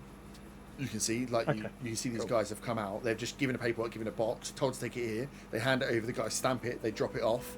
They get back out and go again. It's like a very just almost like a motorbike messenger type thing. Okay. No, that's fine. That's all I want to say. Nice. Sorry, you have your information. You make your way back to the Silent Dagger. End of the plan, and take a long rest if you also wish. Yes. Nice. Sweet. When knowing the information you have, obviously you're gonna take a long rest. By the time you do all this, and it's a couple of hours work, and it's dark but not late, so you can get up easily in time to catch morning shift if you wanted to do it in daylight, or you can take the day and do the night shift. They change at 6 in the morning and 6 at night. Up to you whether you. And at 6 in the morning at this time in January, probably still dark. It'll get light quickly, like within the hour. It'll get light. But if you wanted to, you could do the morning changeover. Or I just relay to the others what I heard about us probably wanting to leave it a couple of hours after the shift change so that they've loaded up everything into the main building and there's less people wandering in and out of warehouses.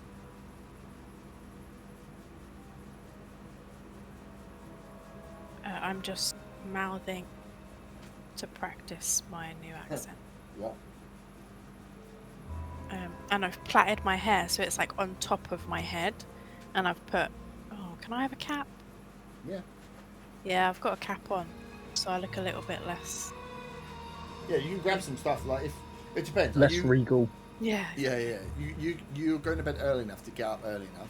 It's more are you wanting to do this in the early morning after the morning shift, or you're going to wait all the way through to the evening? You can get whatever the fuck you want. It's going to cost you a couple of copper to get a cap and a coat, whatever. I guess it depends. Do we want to wait until it's dark in the evening? Like, if we're going to leave it a couple of hours left the shift change, it'll be like 8 p.m.-ish.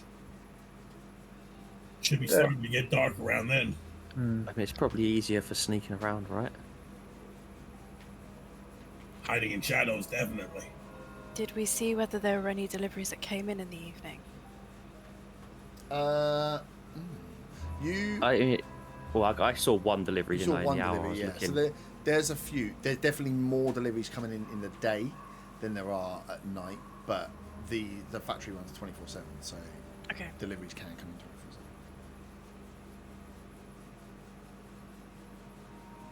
Yeah, I feel nighttime's probably better. Say from the aerial view that I got, there's the main guard post at the front. They seem to walk around a little bit, but not too much. And so you can see that it's a bit darker towards the back. So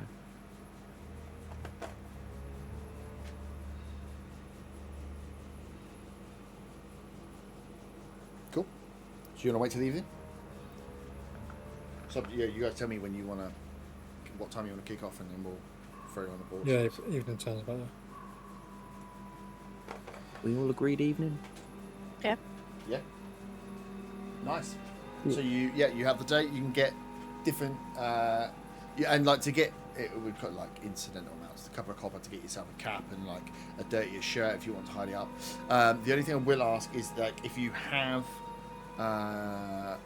if you're going on this, you have armor, like something like Arta, you're going to be in full armor, so you will have to not be in full armor, or you'll have to buy stuff to cover up what you're in, and your weapons will have to be stowed somewhere. You would, one thing you would notice is they're not walking around with swords on their hips. I'll take my 2 daggers, but I'll leave my rapier in the hotel room. Yep. Are we long resting before this? Yes. Yeah. Yes, you have the longest. Yeah. Yeah, sorry. I pressed Yeah. button. So- I'll probably leave my.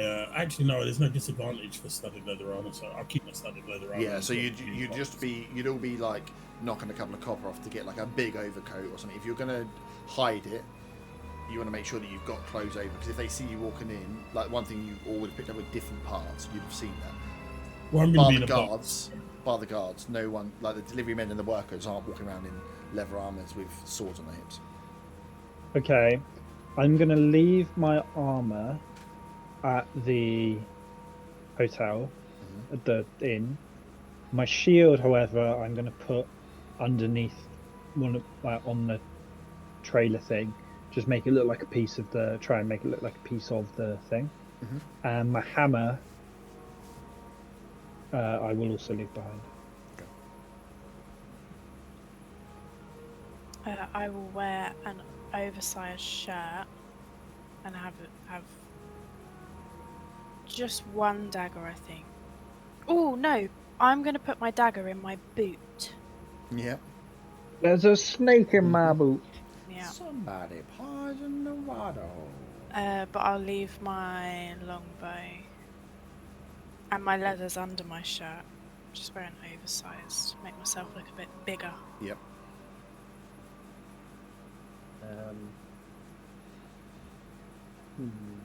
You're going to be a cat, so you can't. Well, yeah, exactly. That's what I was trying to think. Is that do I keep everything on me still or not?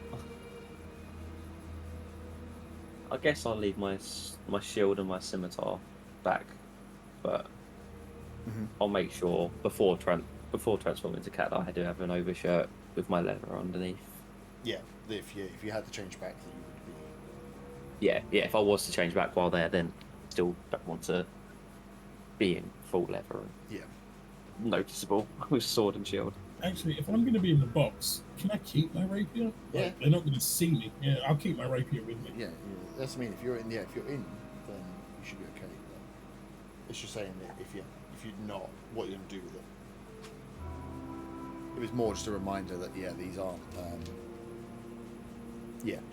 People aren't just walking around with swords out. Sounds like guns out. Wicked. So you're all dressed to impress. So who's in where? I'm in the small box. Are you sure there's only two of us going in? There's only two of us going in boxes. We can both take a big box. Sure, I'll be more comfortable. Yeah. Although, will the small box be on top or something you need to move it? Well, you can stack the boxes however you want. You also have all the paperwork for the boxes, but you could just not. You could leave the paperwork behind for one of the boxes. So this is a delivery. Each box has its own paperwork and delivery notes. If you decide you only want to take 2 boxes, you just leave one box behind and don't take the paperwork for that box. Does the paperwork actually have what's supposed to be in the boxes that isn't Corin and Zaga? No, it says on there small.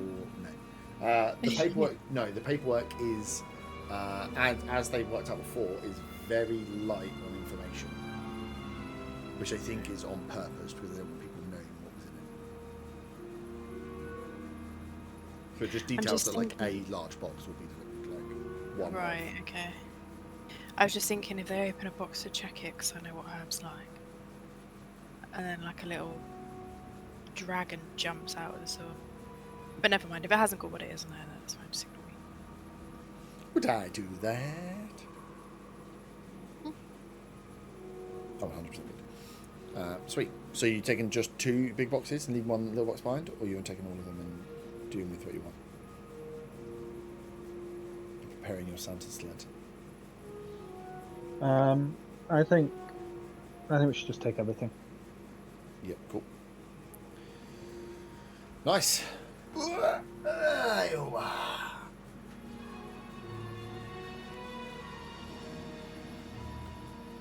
haven't got disguise minis.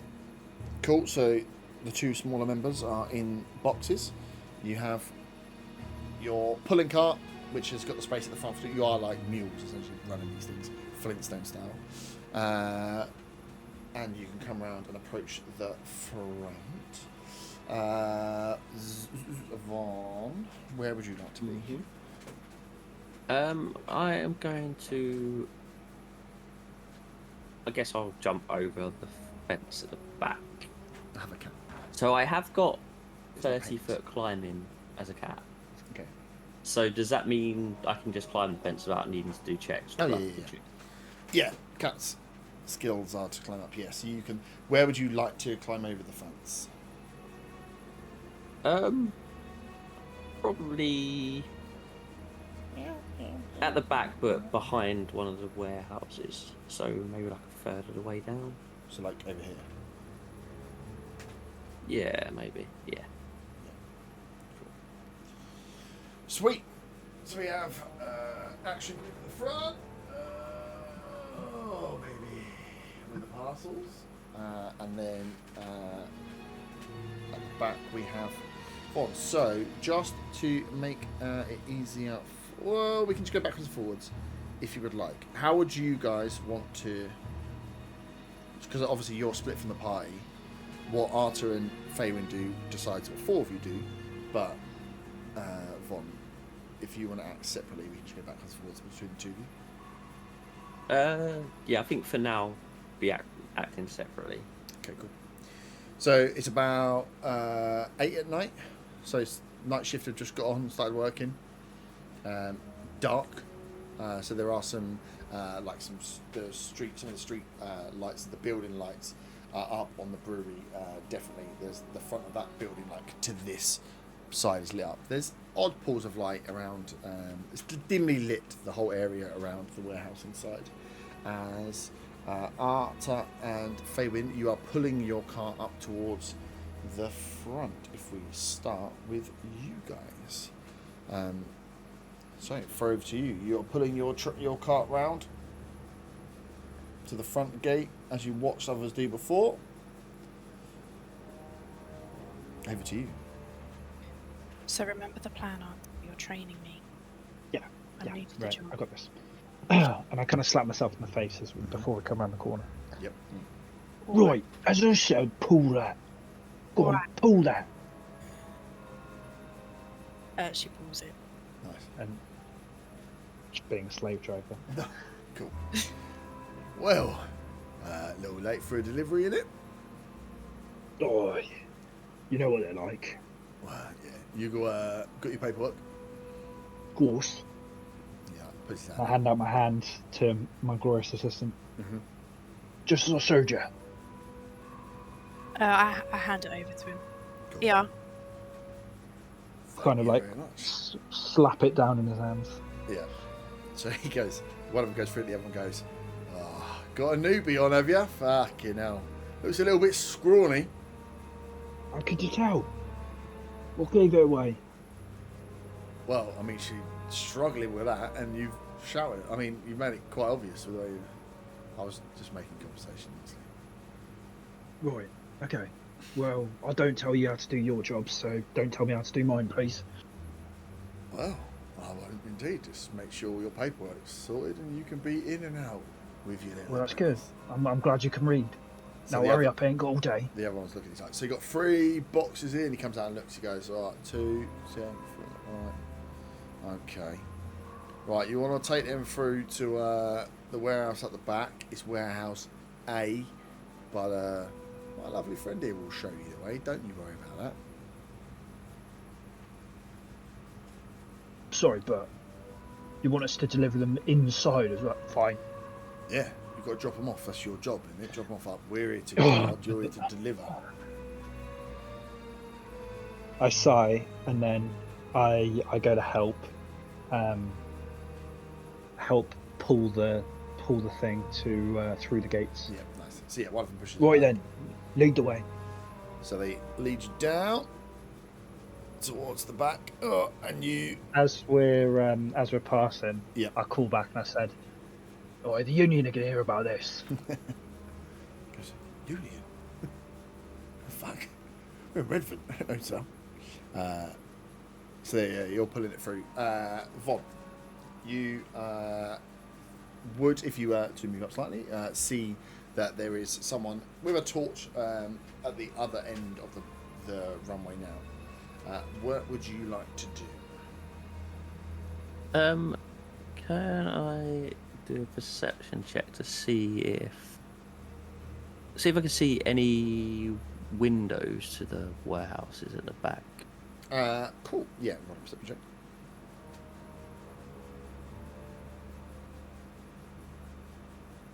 That's a 10. 10. No, wait. No, sorry, that's the 9. That's a That's what 13. 30. So as you, one you're closest to, kind of walk around, you manage to, actually, because they're only like single story with a bit of a like peaked roof. As you climb up around, you see that these are just like brick box units, and they've got one single door at the front. Look like they're set to just store bits in. They're like part brick, part like corrugated metal at the top, and they're just storage units. No, they're not like offices. No windows in them. And there's no sheds. They're just like big blocks that are just there with a door to throw stuff in and shut them off, as you would expect, like a almost like a shipping container type thing, but more permanent. Okay. Anything else you'd like to do before we move on down? So I can see the light shining down the middle then, can I? Yeah. Yeah, so I'll stay behind here for now. Yeah. Yeah. Sweet. You guys get to the corner, and as the guy looks down and goes, "All right, Swash, you think you can handle this? Furthest one on the right-hand side should be open when you get to it. They're all open. You think you can handle that furthest one on the right?" To you, Arthur. I'm nodding. Yeah. Is he mute on purpose, or am I going to fucking punch him? Accidentally. Yeah, that's right. Right. Okay. And I pick up a box. Lovely. It's like you can take the... Well, it will squeeze down there if you want, but you can take your carriage down there. We're not slave drivers. Just make sure you pull it around. I'm not getting it scratched. I'll lose my job. Do whatever you want to do. As long as you get it in there. Furthest one on the right-hand side. It's got a big A on the front. That's how you know it's A. I'm going to go back. Sounds good. Leave you to it. Sounds good. So he leads off. You guys, have it here. You can drag it all the way down if you want, or you can unload from where you are there. He wants you to deliver it. He's pointed you to this warehouse in the back right corner. Yeah, I say leave it there because we can use it as an obstacle. Yeah. I'm going to take my shield. So I'm going to start picking up one of the boxes. And I'm basically going to use my shield as like a tray to carry the box, because that way, if I need my shield, I have some protection. So you want to take the big box. So the 10-foot one, just for like bulkiness, you're going to need to both carry the longer one. The small one of you can carry, but for the longer ones, you're going to need 2 men on it. Also, if one of you just picked up a tent like that size box on its own, would potentially look suspicious. If we picked up one of the big ones, it would look on your suspicious. own, yeah, because it'd be like, right. If you just like imagine it's like a big old long box you've just signed for, and you just go, "Whoop-de-doo-de-doo." It's like, what the fuck, is that empty? Like, it would be the other question. So yeah, you're gonna need a 2-man carry the box. Yeah, I meant a little box. Yeah, the little box is fine. That's easy enough, and then obviously the other one's got a person in it as well.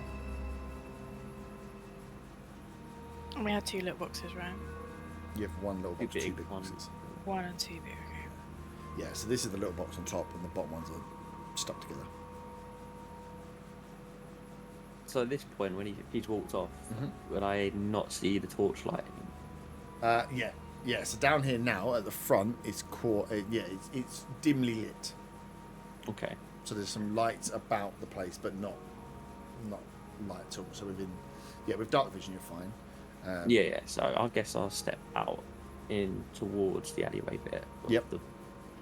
And would I be able to see if any of the doors are ajar?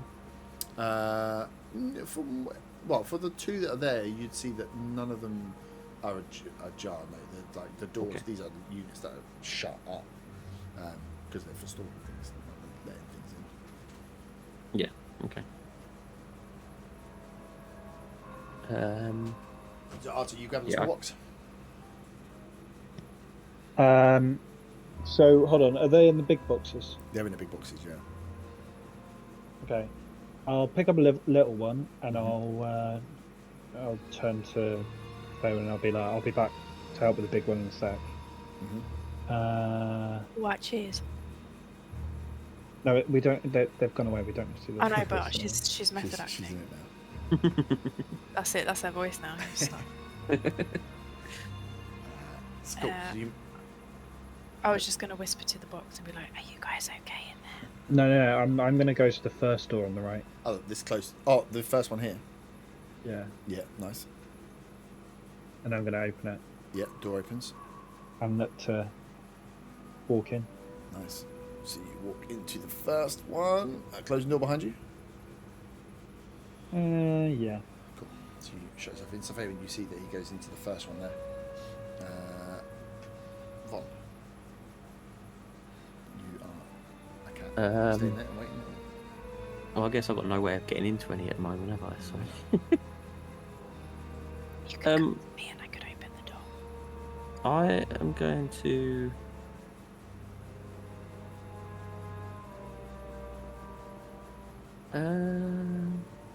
Yeah, I guess I'll head up towards the one opposite that Arthur's gone in. Okay, cool. On your way up, Faywin, you hear one of the guys shout to you and just goes, "Has he left you on your own with that big box? Fuck, what a dickhead. Do you want a hand with that?" And he starts walking his way over to you. Nah, it's alright. He's on his way back. We're all good. Cheers, though. Sure, it's not going to be too much for me just to carry it on and take. It don't even look that heavy. I mean, if you're picking up one end, I can take the other one. We're only going down to A.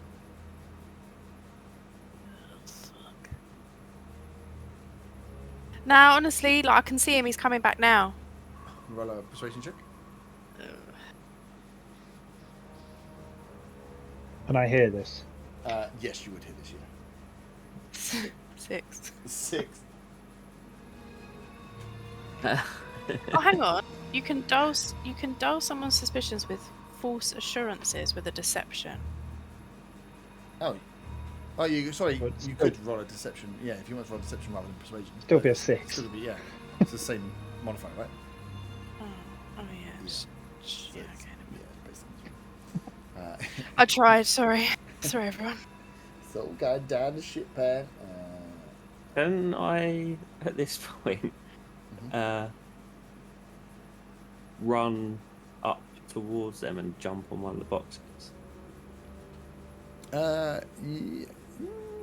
So you just want to jump up onto the box? Yeah, it's kind of like hopefully startle him or something, just to throw him off trying to grab one of the boxes and maybe distract him a little bit. Holy shit! There's a fucking cat. Do we think that he hates cats? It's really a 50-50 in society. Well, yeah. He rolled a 1. He fucking hates cats. So yeah, as he comes, he goes, "Look, it's no bother. I can just help you with this one. You'll get out of your way quicker." He goes, "Fuck you know!" And he's gonna get ready to swing towards you, just with his hand. Just with his hand, because yeah, you just jumped up there to surprise Mr. Cat. Unarmed strike. I rolled a 7. You got no modifier. No, that doesn't hit. So you managed to get out of the way. He's like, "Fucking cats, fucking piss everywhere, Jesus." I kind of afterwards dart off down towards, yeah. He goes off. He goes, "Oh, sorry about that. So I fucking hate cats, honestly. You know, sometimes you're in the middle of they fucking piss and it stinks in the warehouses when they get in. So you sure he's gonna be back soon?" Yeah, he'll be coming back. He's probably just gone around the wrong fucking ways. I know I'm new. I shouldn't really say this, but he's a bit thick. Well, yeah, he did seem a bit of a knob. I'll give you that. Well, I'm gonna go and try and just make sure this cat doesn't get in fucking somewhere else. So he starts. Yeah, sounds good. If I need any help, I'll give you a shout. Cheers for that, though, mate. Carries on down. Cool. So he carries on down towards where the cat disappeared to. Can you give me a stealth check as the cat for disappearing out of sight quietly?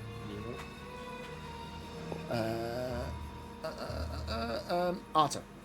So you've heard that conversation happen. You've heard him say what he's going to say and walk away. Like I say, these are like brick bottom, but like corrugated iron top. They're not soundproof in any way. Can I do like investigate the room? Yeah. That's what we're here for. Exactly. That was a 15 stealth check. 15, nice. That was a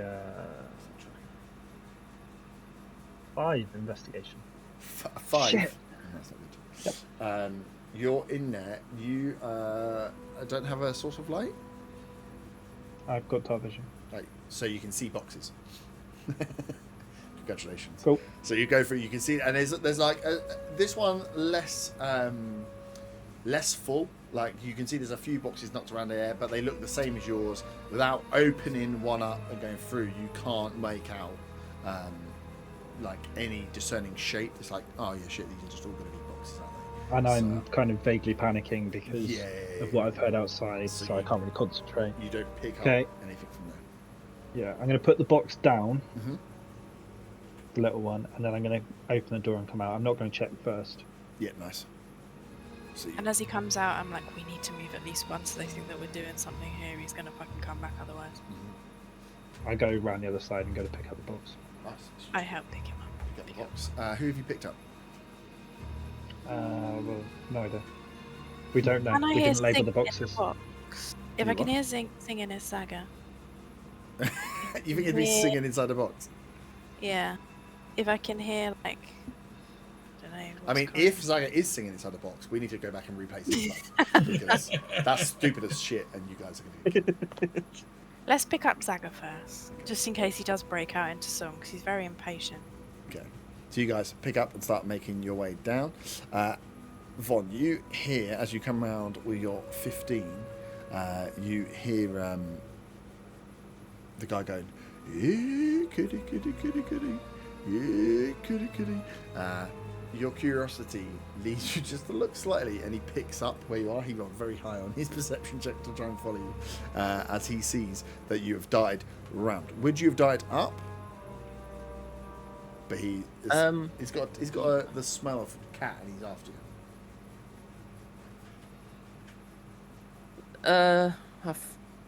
Yeah, I think I would have gone down the middle bit, to be honest. Yeah, just shove. Mm-hmm. Okay. Sweet. He makes me round. You guys get your way. I'm assuming you're going to D. Have we seen him coming down the side of the warehouse? As you come in down between the two warehouses, you see the cat like shoot off round you. But we can't see him. The guy, no, not yet. So you'd have to look behind to see him. So Arta might catch him as he gets to the Nah, I'm just going to go for. I think we're just going to go to the main problem. Yeah, the A one. Yeah. Yeah. So cool. You get to A. You would have had to shoot off unless you were waiting outside, Von. No, I would have. I'll Nice. go around the back of that one. Yeah, Faye, when you get there, open the door. Door opens to the Shah, and you hear the guy come back as he comes up behind. He's like, "Oh, he finally turned up, did he? Yeah, that's the one. You want it in there. Just make sure you shut the door when you're done behind you, because there's fucking cats around here somewhere." And he shoots up. Let's play a little game called Where Does It Go? He goes straight in. He's This whole thing's going to be me getting chased around by the getting car, chased. isn't it? He's gonna shoot up. All right. This is going to be like a Scooby-Doo sketch, and I'm going to go through the doors and... This is the only way I find this is a Scooby-Doo sketch.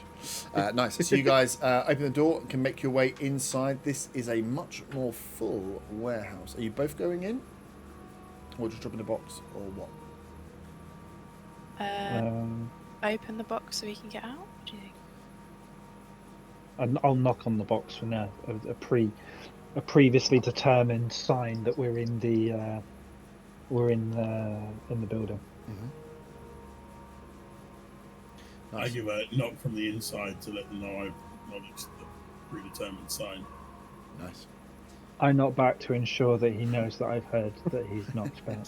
I I knock roll my again to make sure that they know that I've acknowledged their acknowledgement. I roll my eyes and open the box. You open the box.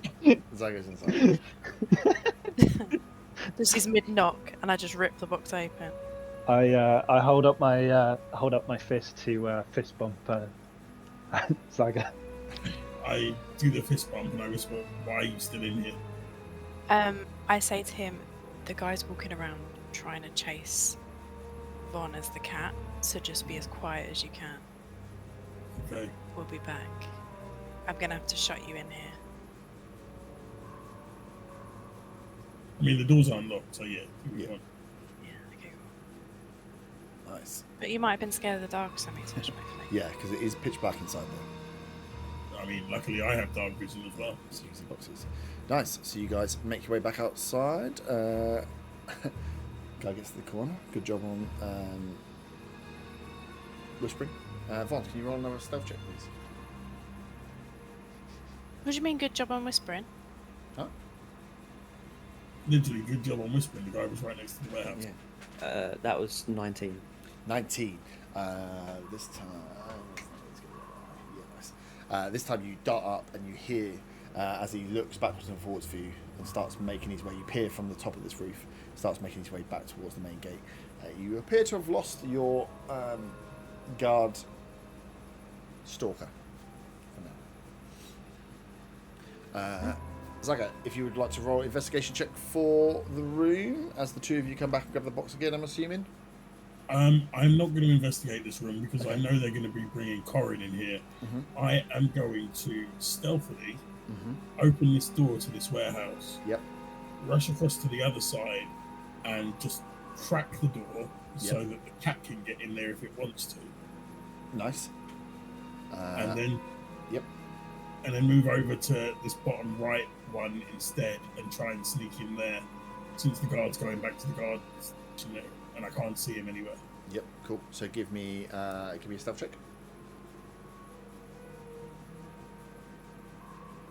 Oh, sweet Jesus. That's a nat 1 + 4. Don't you hate it when it goes wrong? Woohoo! So you come out, you open this door and leave it ajar. So you leave the crack open, and then make your way. And as you get part way down here, you realise that the door is a fire door. So as you open it and you walk away, it waits and it slows. And as it's because it's one of those that go real slow, and then at the very end, to make sure it shuts, whoosh, and the door shuts loudly. Now, how good are these guys at perceiving the fact that the door is shut? As this guy comes around the corner to see the other guy, he sees you two are picking up the other box, but hears a door slam from over there. And I think, seeing as it's 11 o'clock, should we stop there and come back to what happens next time? I know we didn't want to overrun, but I didn't expect a natural one. So, yeah, Saka, you are you're midpoint between the two warehouses. The doors are slammed. This guy seems to have noticed it and has connected the dots that you guys are picking up a box, but a door is just slammed further back. So, yeah, up to you. Von, if you'd seen the door open, would you have tried to jump in before it's shut? I probably would have. So roll a dexterity or an acrobatics for the cat to like leap down and dive into the door as you saw him leap, because it would have stayed open for a bit to give him enough time to walk away before he realised the door was just going to. It's 14. 14, yeah, easy enough. So you dart down, jump inside, and as you get inside, you hear the door shut behind you. As it's just metal on a metal door as it's clanked back, but yeah, this is kicked down. And we will pause with this screen for next time. Not this Thursday, but next Thursday. Perfecto mundo. So next time we shall find out what information you can find out and whether you get found out overall. Does the cat get punched? We'll find out next time.